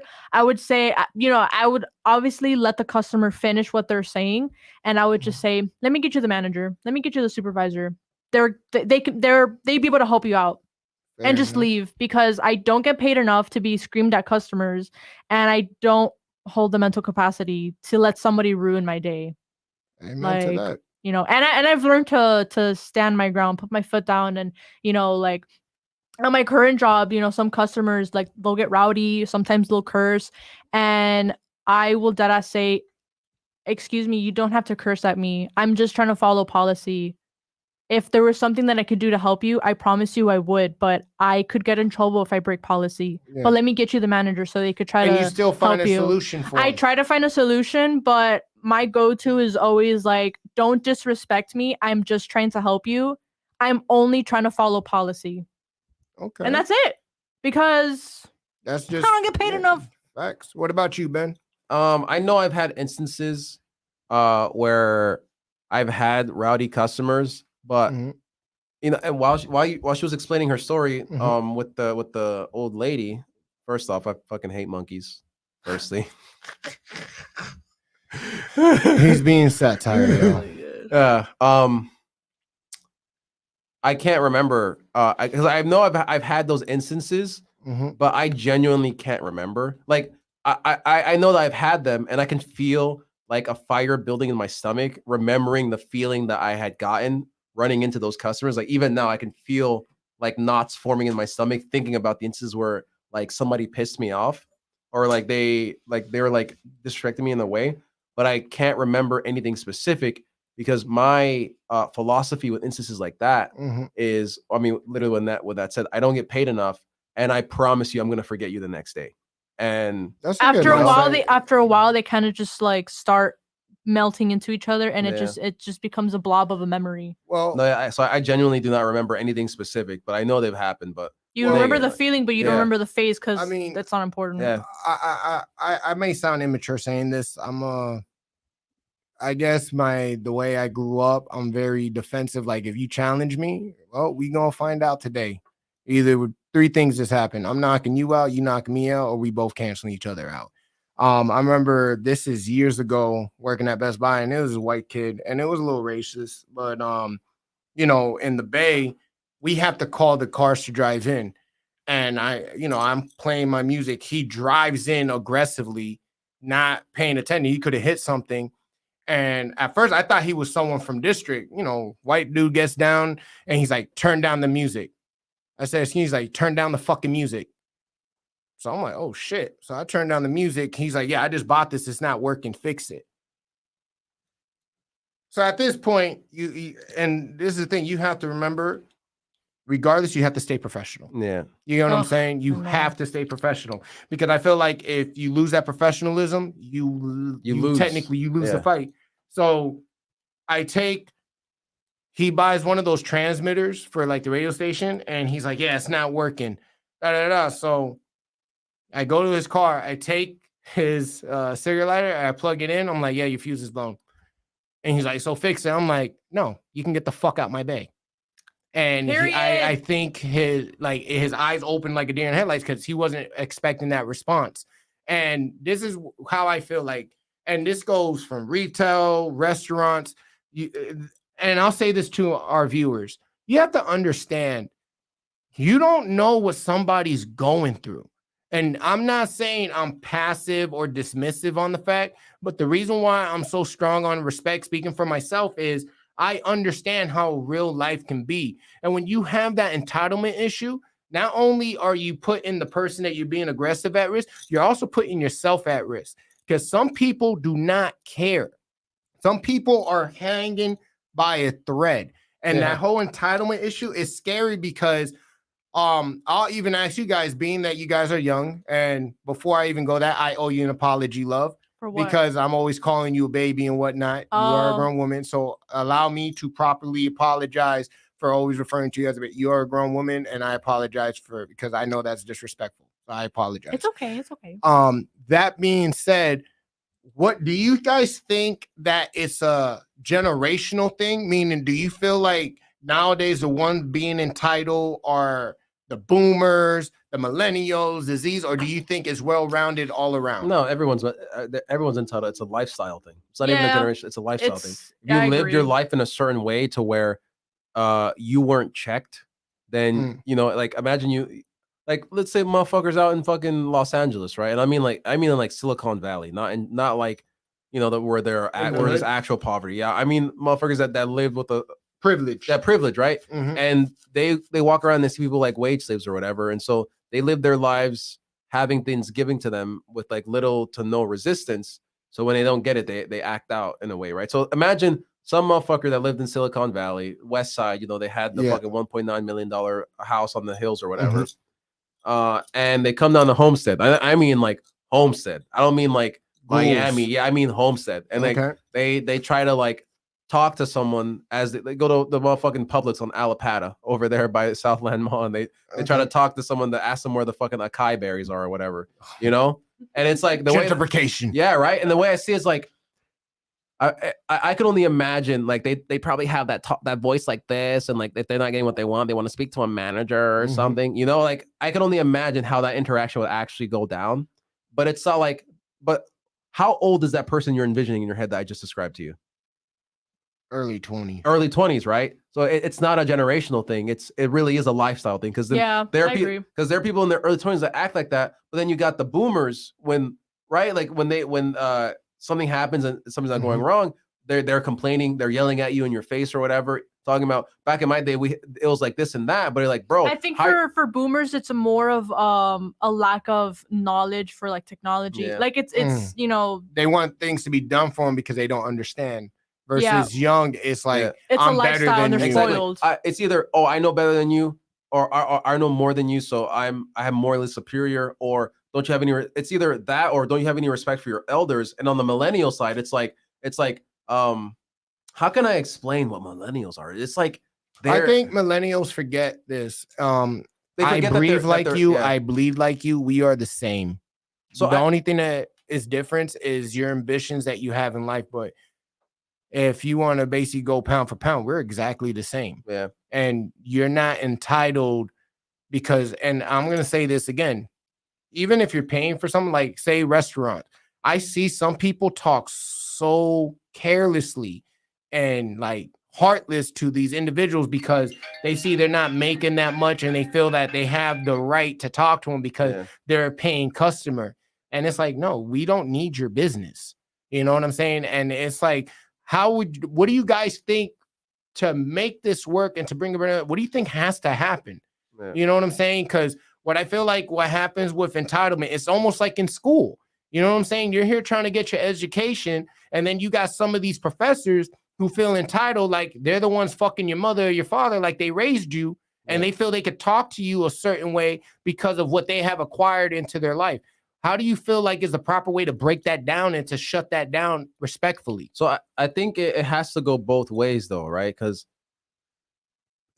children have to understand that they have to respect adults, but at the same time, adults have to understand that they have to respect children as well. You know, and some people have the idea that because they're young adults, because they're an adult, you know, you should automatically give me respect. It's like, okay, no, you have to earn it. It's like you're not wrong, but you're not wrong to a point, because if you're right, I should give you respect, but you have to present yourself in a way that earns my respect. You're absolutely right. I should give you respect, but you also have to show you're someone worthy of that respect. If you're my teacher and we're going back and forth like you know, like fucking children or whatever, of course I'm going to keep going back and forth with you because I see now subconsciously I can get a rise out of you.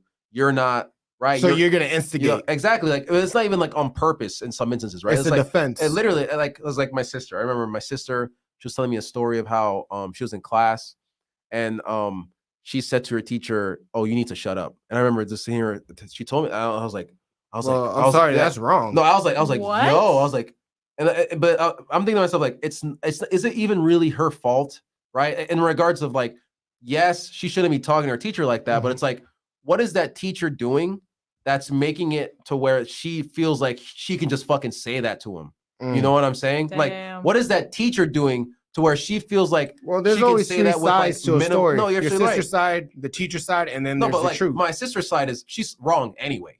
Because how you have to respect yourself. Yeah. And I think people forget that the respect you have for yourself is going to basically illuminate how you go about things and how you speak to that person. Yeah. And also you're representing who you are and what's associated with you. Exactly. Like when you act that way, I'm representing my mother, I'm representing my father, just like even with you guys are my team. So I can't be out here acting reckless because I represent you. I represent you. And how I carry myself goes a long way. I can't be entitled. It's like, okay, God willing, you know, we get up our views. Make sure you hit that subscribe button, you hit that like, help us grow. You know what I'm saying?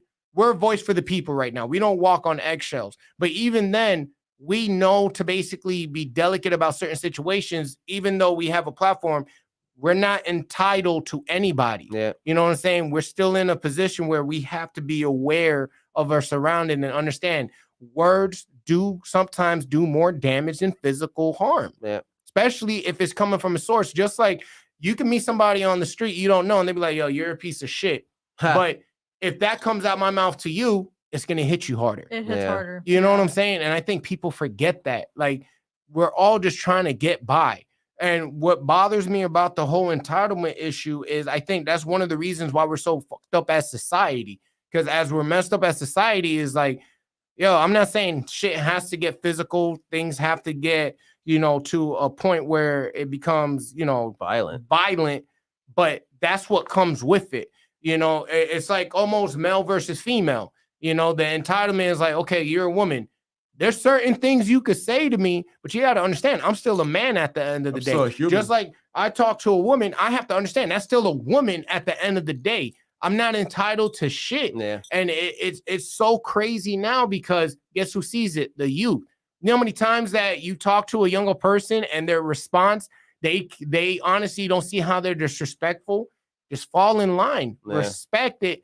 But also you have people who take advantage of that situation, which makes things so freaking toxic. No, yeah, you're absolutely right. I mean, look at the whole situation. Like you get pulled over with a police officer.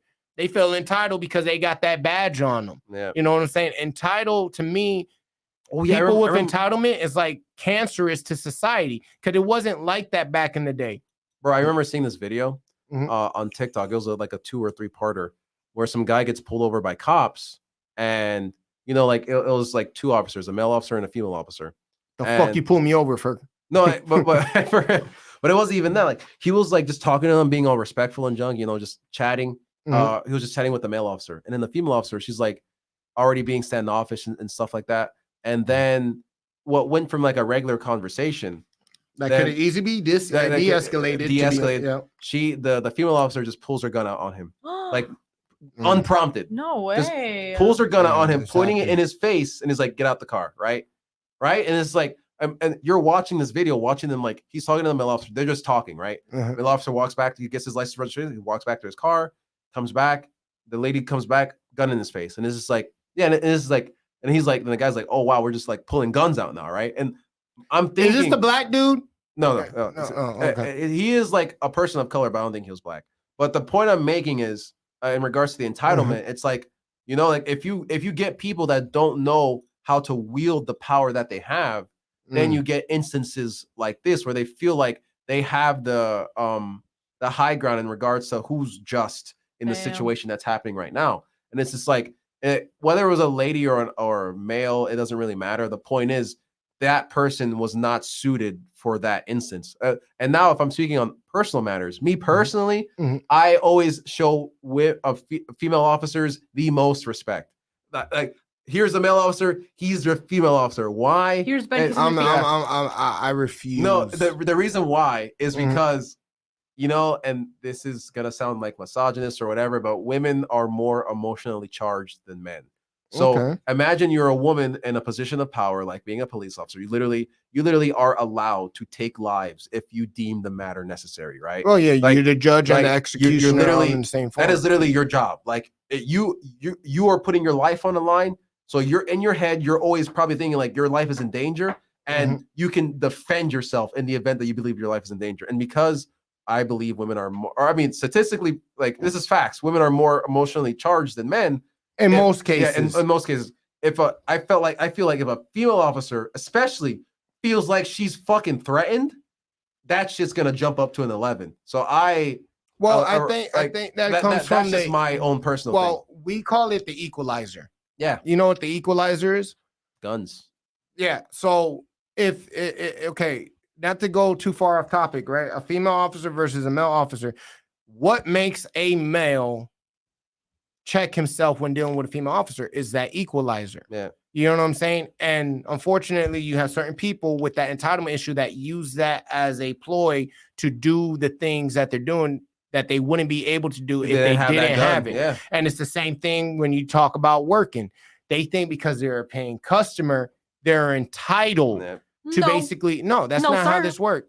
It doesn't work that way, and I think especially in our age, we're at a point because we recognize that we have to really sit down and try to find solutions. And that's where, that whole saying, sometimes you got to be the bigger person and walk away. Yeah. I can't always agree with that statement because I personally, especially growing up the way I did, an ass whooping will save your life. Yeah, I believe it. Better or not, Sometimes it's like karma Mhm. is in the shape Of a person. of a person. Yeah, of a Jason. Of a Jason in this yeah. case. No, but yeah, like honestly, my thing, I don't care enough about most things, Mhm. and I especially don't care enough about. This is why I got out of the service industry. I especially do not care enough about someone that's gonna try and give me a hard time when they know that I have no choice but to deal with what they're trying to like push on But me. you know what I have learned in the 16 years of dealing with people. I work for promotion companies. I dealt with some of the most arrogant multimillionaires and broke people. Yeah. The best way, like I mean, I had people yell at me, and sometimes people just want to be heard. You know what I'm saying? And Right. You because- have to yeah, differentiate the difference different- between and- venting and and actually screaming exactly. at you. like okay, you're in a Victor relationship. You just got said your me ma- factually incorrect. Victor, hop in the chat. all right. It's like when you get in an argument and you're with your man or your man's with you. Sometimes it's just as simple as like, you're hungry, aren't you? Yeah. You know what I'm saying? You always want to basically stay grounded because I taught myself, like, if you allow that person, and I know I might be contradicting myself, if you allow that person to take you out of your comfort level, they win Yeah. automatically. But the best way to shut it down, like I had, I dealt with customers. I shut it down like, listen, first things first, we apologize for the inconvenience. Oh, before you Would- continue, I just want to say this. Victor, one of the best bosses I've had working in retail. Shout out to you. Thank you for tuning in. Love you. Love yes, you, sir. Vic. It's nothing but love, homie. I will say this, like, I think I got into a point where I feel like I'm really good at it because, again, some people just want to be heard. Yeah. And that entitlement sometimes it's just frustration. I have literally told a customer to go home.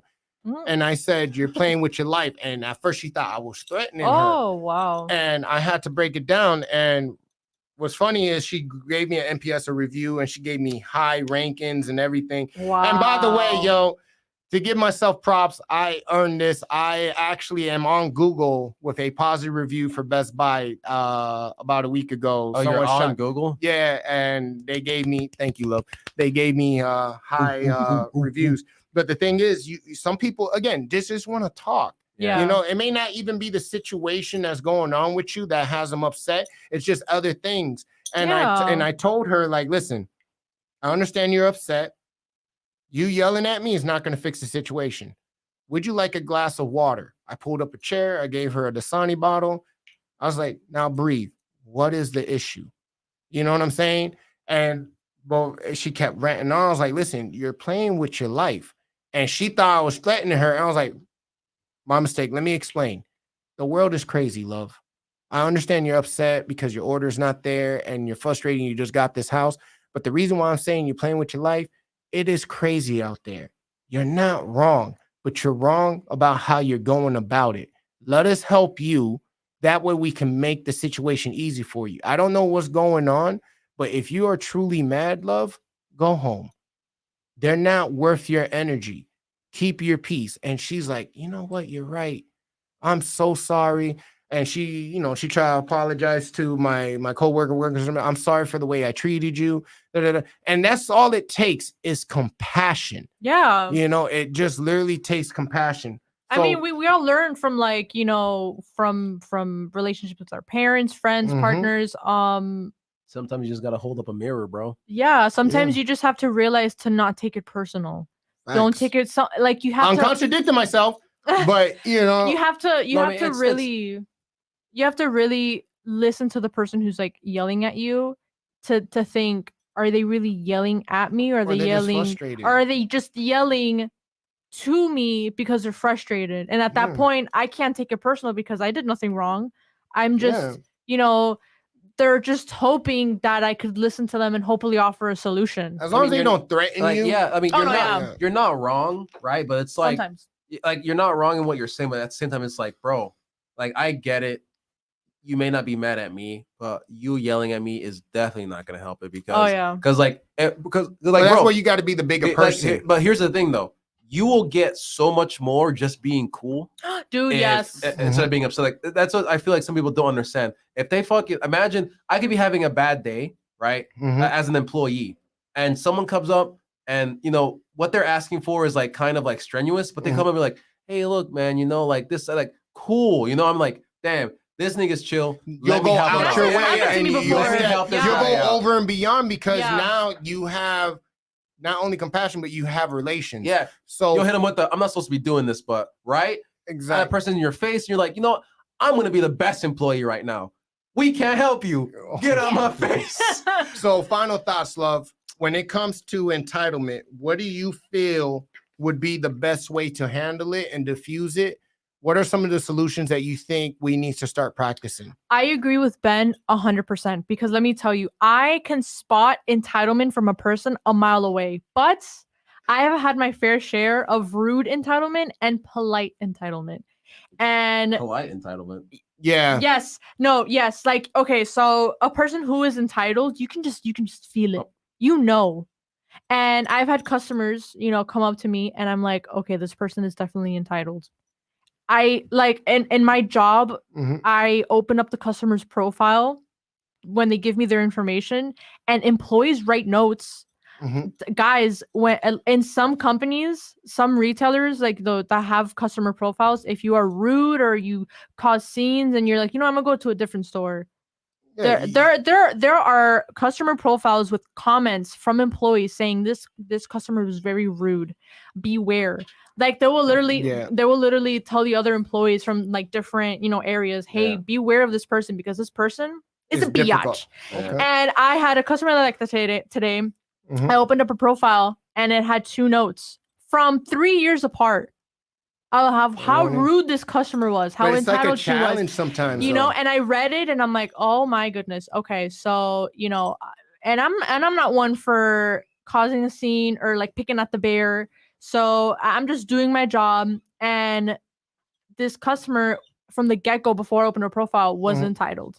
But she was polite from the get-go. So I'm like, okay, we're starting off on the right foot. And throughout the entire interaction, she expressed her concern about certain things that were, not her fault, I'll admit. And then I'm like, you know what? You're right. Let me see what I can do for you. And at the end of the interaction, it was great. I knew she was entitled. She expressed her concern and she was, very firm about it, but in a polite way. And, she had good manners, please and thank you. And I'm like, you know what? Let me see what I can do for you. And because there are But you try sometimes, to identify and you want, yeah, like you didn't take it personal. You I just didn't- basically prepared yourself. yes. And so, and when she expressed concern of over like, oh, I wasn't told about this special like promotion or whatever it was. And I'm like, oh, I'm sorry that they didn't let you know, whatever. And then I tried making it up for it. And you know what? And it was good. So there are polite, entitled people. And you know what? And Ben was right. If you are nice, it goes a long way. I promise you. Even if you don't feel like being nice, or even if you're like not a nice person generally, literally, if you're just cool, nigga, I mean, I don't work there anymore, so I don't care. But the amount of like freebies I've given people in regards to like the kind of services that we offer, just because they were cool, I'm like, you know what? We're not supposed to be doing this, but let me help you out. Let me see what I can do for you, bro. Like, because it's like, I mean, I'm glad that my working environments, they weren't really lax, but it was like people. It was like Ian says no service for disrespectful people, period. No, big factuals. Period. Big factuals. See, I can't agree with that though, because you got to be better than that. Rise above. No, it. I mean, I'm contradicting myself because it's not always like that, but you have to strive for that. The work environment when I was working at Best Buy is like people recognize that people were people. Like I didn't feel marginalized in regards to like being treated like a cog when I worked at the Best Buy stores that I worked at specifically. I could say that I actually, I enjoyed my time there. I'm glad that I had good bosses. I'm glad that I had Victor, and then when I went to fucking Bird, I had Jason, and then Rojas. And I still want to beat your ass. I didn't do anything. Oh god. And the point is, hold on. As soon as the customer yells at me or disrespects me, I just tell them to fuck off instantly. I can't imagine freaking out on someone doing their job. That's crazy.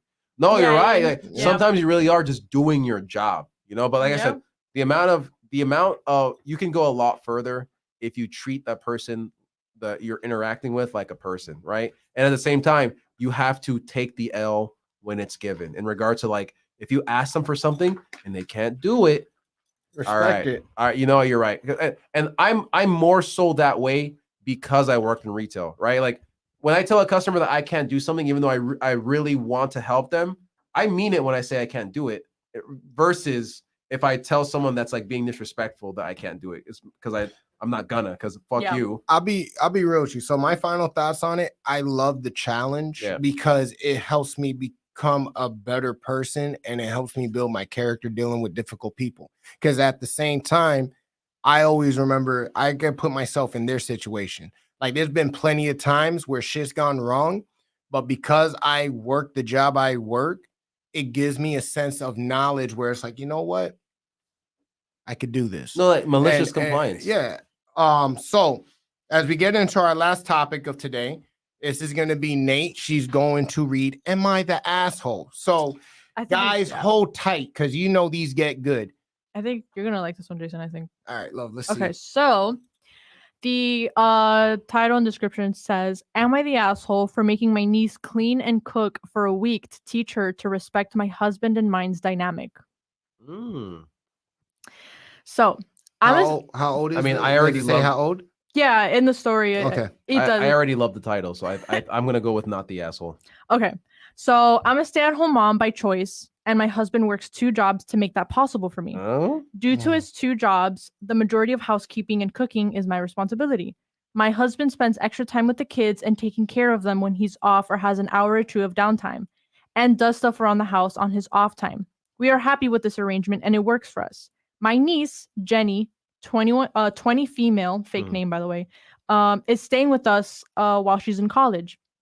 The only expenses she has is her own food if she doesn't want to eat what we make, her car, her gas, so she works part-time. Free food, bro. Yeah. She does not like our arrangement at all. Jenny is constantly on about how my husband needs to be doing more around the house and taking care of his kids.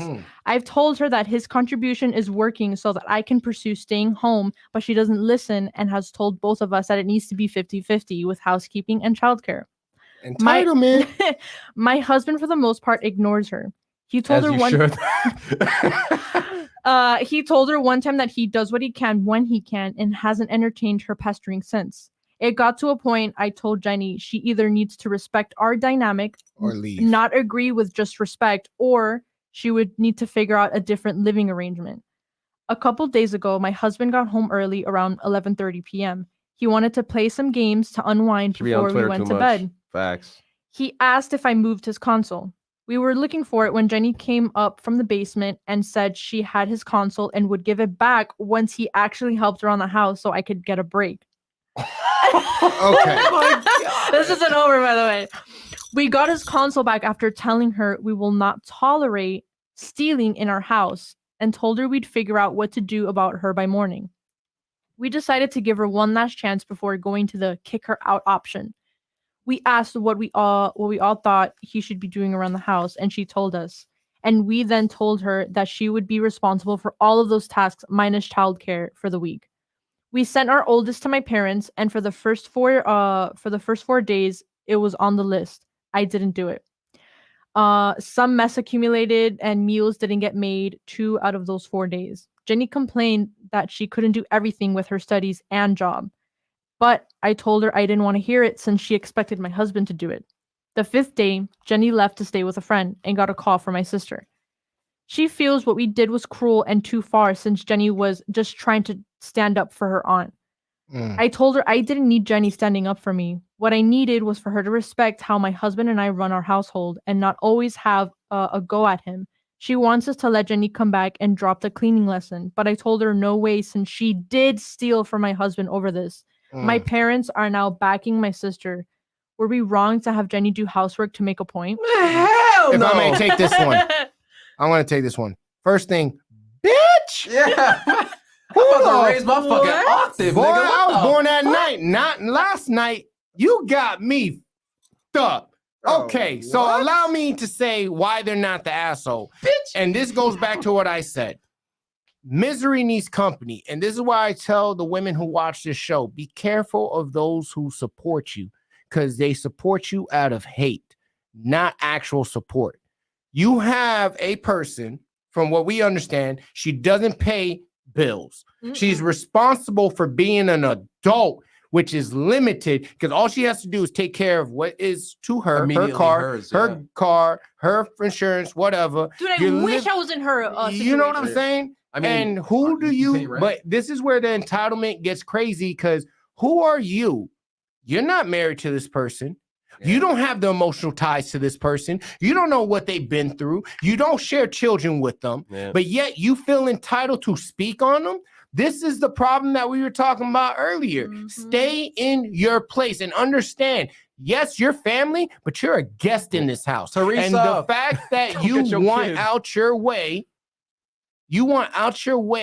to take property that doesn't belong to you in a house that you do not pay anything for. No, you are in the right. And here's the thing. There's more to the story. And here's why I'm going to say there's more to the story. Yeah.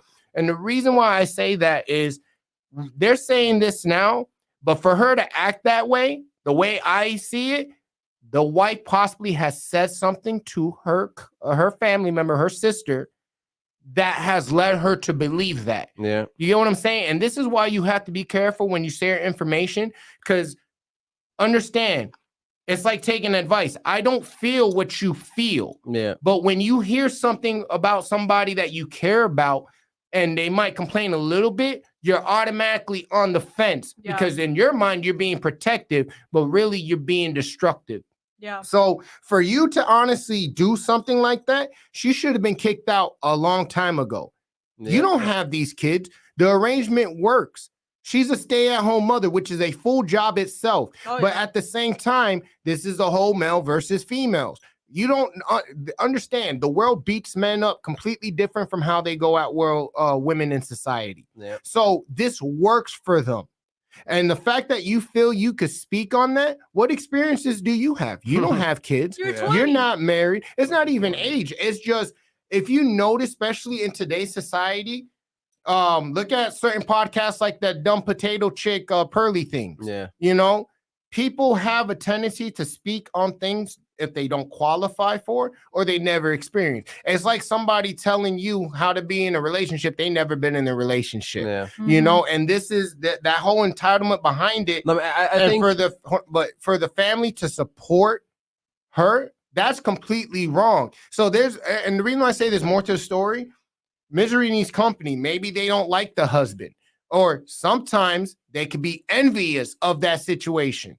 Because there's a lot of people, especially in today's society, that are envious towards stay-at-home mothers, wishing they have that lifestyle. And because they don't have it for themselves, they nick and pick, trying to basically create problems to get satisfaction on it. So what I would say to that is they gave her more than she deserved. No, all right, way more. And the fact that you gave her an opportunity to shut you up, because that's really why they told her you'll be responsible for that. And it wasn't to be a punishment. So she could possibly understand like, what it actually takes. Yeah. You know what I'm saying? So as a man speaking, like, yo, I give him props, because the average male would have been like, yo, get them the fuck out my house. No, literally. Like, they need to go. Yeah. So how do you feel about that, love? Like, how does what do Ben you think? feel? Because bro, we'll go with you. Yo, I mean, this guy works 2 jobs. So like, you know, like that's probably 16-hour work days with kids. You know, with kids, and he helps out the kids, and he helps out where he can. And you know, that's the truth. If you help out where you can, and you're making a majority of the income, that's what matters. Me personally, I wouldn't take that disrespect, honestly. Like, I mean, but here's the thing: I'm different in the way that, it would eventually come to the point where I would start bullying them, my niece. I would just like, bro, I was like, bro, I would literally turn into like, I would give you a reason to actually hate me instead of the perception of me that you have in my mind. But on another note, I wouldn't take that, bro. Not in my house, especially if you're not paying rent, bro. I'm like, it'd be one thing if like you're paying money and like you're voicing your concerns, that's one thing. But if you're just fucking coming at me because you don't think I help my wife out, even though literally because of what I do is the reason why you are even able to stay here, you know, like it's like but I do blame it on age, because it's like this. You're not even a part of the real world yet. You don't know what it actually takes. You don't have full responsibility. To you do ain't got what no it mortgage. Is, you know? You don't like even food. Like to say that she's responsible for food, but they still give her the choice to eat with them. Bro, dude, that's that privilege, bro. Like, bro, like I know that because like I'm not much of a person to cook, you know, so I know that I'm gonna be in trouble, you know, because like I don't cook, and it's not that I don't want to cook or like I don't see cooking as useful. It's just that, you know, my mom cooked for me, so you know, I didn't have to worry about cooking, you know. Yeah. So I know that I'm gonna be in trouble for that, but it's like, I mean, you'll learn. No, yeah, like I'll like my brother learn. when he moved out, like, you know, it's trial and error, and he's a chef now. No, like you know, I'll learn. The point is, it really does suck when because I feel like this girl, she probably thought she was on the moral high ground and she victimized herself to get the family involved. She even victimized herself, you know, because it's like those instances where like I can't remember the specific thing, but it's like, you know, instances like where like somebody thinks that someone else is in danger and they save them, but the person's like, bro, what are you doing? I don't need your help type beat, you know. It's like it's like that. It's like, bro, you're fucking up my shit right now. Do not step into what you don't understand, you know. And it's like, stay in your place as a child. But it's like, but you can't like a piece of it I can understand and I can actually respect it because it's like it's altruistic to a degree because it's like she truly believes that her aunt is being abused because But that's because that like modern but like feminism yeah movement. That's bullshit. it's I don't really believe it's her fault because I would just say she doesn't know any better because she doesn't know what it actually takes to do this. She just thinks that if you have a woman at home, then she's a prisoner and she's your slave, Yeah. you know? And right because like if she believes that, she'd probably drank the Kool-Aid. Again, she's in college. Most colleges are fucking liberal these days, But so still benefiting from yeah, everything. Which yeah, is like who knows what she's actually learning? So crazy. she thinks she's helping what's the word, emancipate her aunt from the oppressive patriarchy or whatever. But then it's like this, right? She emancipates her, the husband helps out as well. Now then let's say the husband is burning himself out, he loses one of his jobs. Now they're falling on hard times, and then they ask her to start helping out with money. She ain't gonna do it. Then she's like, I can't help It's you not guys. my responsibility. Yeah, exactly. Then she goes, but you were pushing for my husband to do this. You Which can't led even to that. yeah, which led to that, and now you're not even taking accountability for it. Because like, bro, I did my part. Now you guys have to figure it out, and No. that's what I feel like activism has become nowadays. It's like people scream for change. They scream for things have to be different. They scream for benefits. Exactly. It's like, all right, you want things to be different? How we gonna do it? Oh, you know, and they say that these broad terms about how to But do they can't something. even back like, it up. Yeah, it's like okay, like they're like, okay, how do we fix homelessness, right? They're like, okay, just make more programs for the homeless, build more affordable housing. Okay, all right, that's a great plan. How are we gonna secure those funds? How are we gonna? You need contracts with contract. You need contractors. You need equipment. You need money for that equipment. How are we gonna secure all those funds? And you need the right paperwork out and all that stuff. How are we gonna do that? Because then here's the broad. Now you have to think about the details. And then they're fucking they don't know what they're fucking talking about, right? I think that one instance with like Elon Musk when the UN was like, "Yo, Elon, you could solve world hunger. Give us money." And he was like, "All right, give me a down script of where the money's going and what it would be used for." Silence, you know, and that's what modern activism, at least in my opinion, has become. It's like, all right, you have your platform. We are listening. How you do it? You put your shit on the line. How are we gonna fix this? Put your knowledge where your mouth is, yo. And it's just like most people don't like. I myself, I'm not gonna speak on how to change society because there are forces that are unseen because of where I am in life. I don't even notice everything that's going on top of the things that I know and I know that I don't know. You know, so it's like I can't speak on how people live their lives in some instances. You can only speak for the things you've been through. Exactly, but I also think it's okay to speak on topics that you don't that you haven't lived through yourself if it's like with a disclaimer. Like but it's just like carefully. Yeah, like you know, this is my understanding of this situation, so this is what I have to say on it. If you have information to fill in the gaps in my knowledge, I am more than happy to hear you out and possibly change my opinion. But you know, I'm just speaking personally. Most people, once they come to a conclusion, they just kind of stick with it and they take it all the way home. You know, it doesn't matter what conflicting evidence comes forward. They're just willing to, you know, forego all of that for the sake of what they believe in their side. You know, and it's this instance with this girl. Again, I don't blame her. Not even a girl, this child. This child. I don't blame her necessarily because again, if she doesn't know, you can't fault her for not knowing. But what you can fault her for is refusing to understand. That's what you can fault her for because I'm positive more than once the aunt and the husband said, "Yo, this is how we're doing it because this is the best way that wants to be done." Because the aunt's like, "I want it like this." The husband's like, "I want it like this." We both agreed to how we want it. Yeah. And well, also look at the parents. Yeah. You're not living with your parents for a reason. Exactly. Like, you know, like why don't you go back to your parents or figure out how to live on your own? Because I know plenty of college students that moved out at 18 and they're paying for their own place to stay and they're doing they're working full time in school and all that stuff.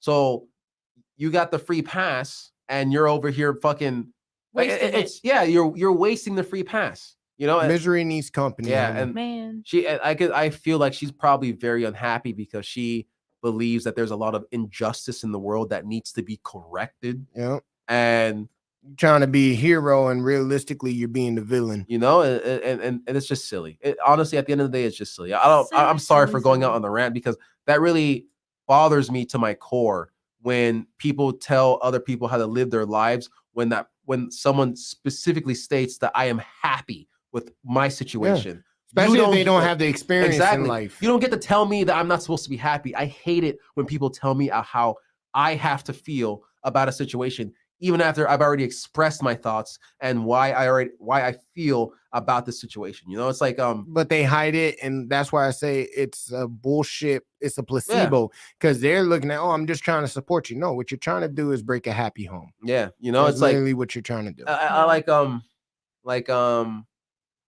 I say one thing with my parents, right? It's like they wanted me to like be a doctor or like a nurse or whatever. And I remember saying like, I didn't want to do that. And then they're like, yeah, but you would have been making a lot of money and stuff my like that. Happiness is more important. And I said to them like, bro, I wasn't gonna be happy doing that. Like I'm happy for the people that do it because having gone through as much of the training that I did to be a nurse, I understand that it's not easy. But me, I wasn't willing to do it. It's not what I wanted to do with my life. And it's like I don't see someone becoming a nurse and then not staying in the medical field. And like I didn't want to go into the medical field. I like technology, and I knew that if I became a nurse, I'd pretty much just have to become a nurse, then a nurse practitioner, and then just keep going. No, it's not what you wanted for yourself, but your parents feel like they know best. Yeah, and it's okay. I get it. I care about as a patient. I would want a nurse who wants to be a nurse, who wants to save my life. So what are your thoughts? What I thought was crazy was that she had the audacity to like take her console, to take his console. Oh, I'll put it. That would have been bad. That would have been bad. As if like she has authority to be like, I'll give it back when he pulls his weight around here. I'll pull your weight around here. And there's also a possibility he's sleeping with her too. The way the reason it's not the gossip, but you have to understand people's body language and how they operate. To feel that strong and to make a decision like that, I wouldn't be surprised if jealousy ensues, because that's why I say be careful who you let in your house, because that's the shorty's family member. Of the comments. So it's like, imagine, you know what I'm saying? Like, yo, he might be sleeping with that girl and she might be jealous about the situation. And that's why she's creating problems, because to have the audacity and the balls to basically, take a man's property, what relationship do you have with this man that would even make you feel remotely that that's okay and appropriate to do some shit like that? But on top of that, I can also see it as her parents probably never disciplined her in a way that in her brain doing that she wasn't worried about the consequences of doing that, because she thought in her own mind, she came up with the idea that if she did that, like it's like I have to do something, like no more talk, only action. You know what I'm saying? So she felt like she had to take action, and in a perfect world, she took the action, and they're like, wow, like she took my game console. Maybe I should like. Dude, was there a new update with Google? Because I can't go back to my old tabs. Probably. Possible. Oh, no way. So before we close out, I'm sorry. Final thoughts, Ben. Man, fuck that bitch. Stupid ass hoe. Same. Final thoughts on it, man. Next time I'll read the comments, guys. I'll screenshot it. This is a screenshot from like a few weeks ago that we were gonna do, but so sorry, I will say Ian. this: final thoughts. Be careful who you allow in your home. Be careful who you allow around your relationship, whether it's family, whether it's friends, because like I say 1,000 times, misery needs company. And on that note, make sure if this is your first time, you hit that subscribe button, that like button, hit us up. You know what I'm saying? 1424 podcast on Instagram. Let us know how you feel. We got a couple guests coming on next month, so it's going to be a nice treat for y'all. The topics are going to get deeper. You know what I'm saying? It's your gearhead, Mr. Logic. You can find me at Logic142. Where could they find you, love? You can find me at Natalie 2eyes2es_01 on Instagram. You can find me at Sir Daniel Ben on Instagram. And on YouTube, you can find me at Sir Daniel Benjamin the Slobberly. All right. And that being said, as you know, we gotta give extra love to Mr. Burt himself, running the one and Boa O's, Studios. Boa Studios. Indeed. look at the beautiful ambience, yo. This is how we do it, yo. Professional. On that note, it's Profession. just one thing for sure, Two things for certain, Thank y'all for baby. tuning in. Out. Mad love and respect. We out of here. See ya.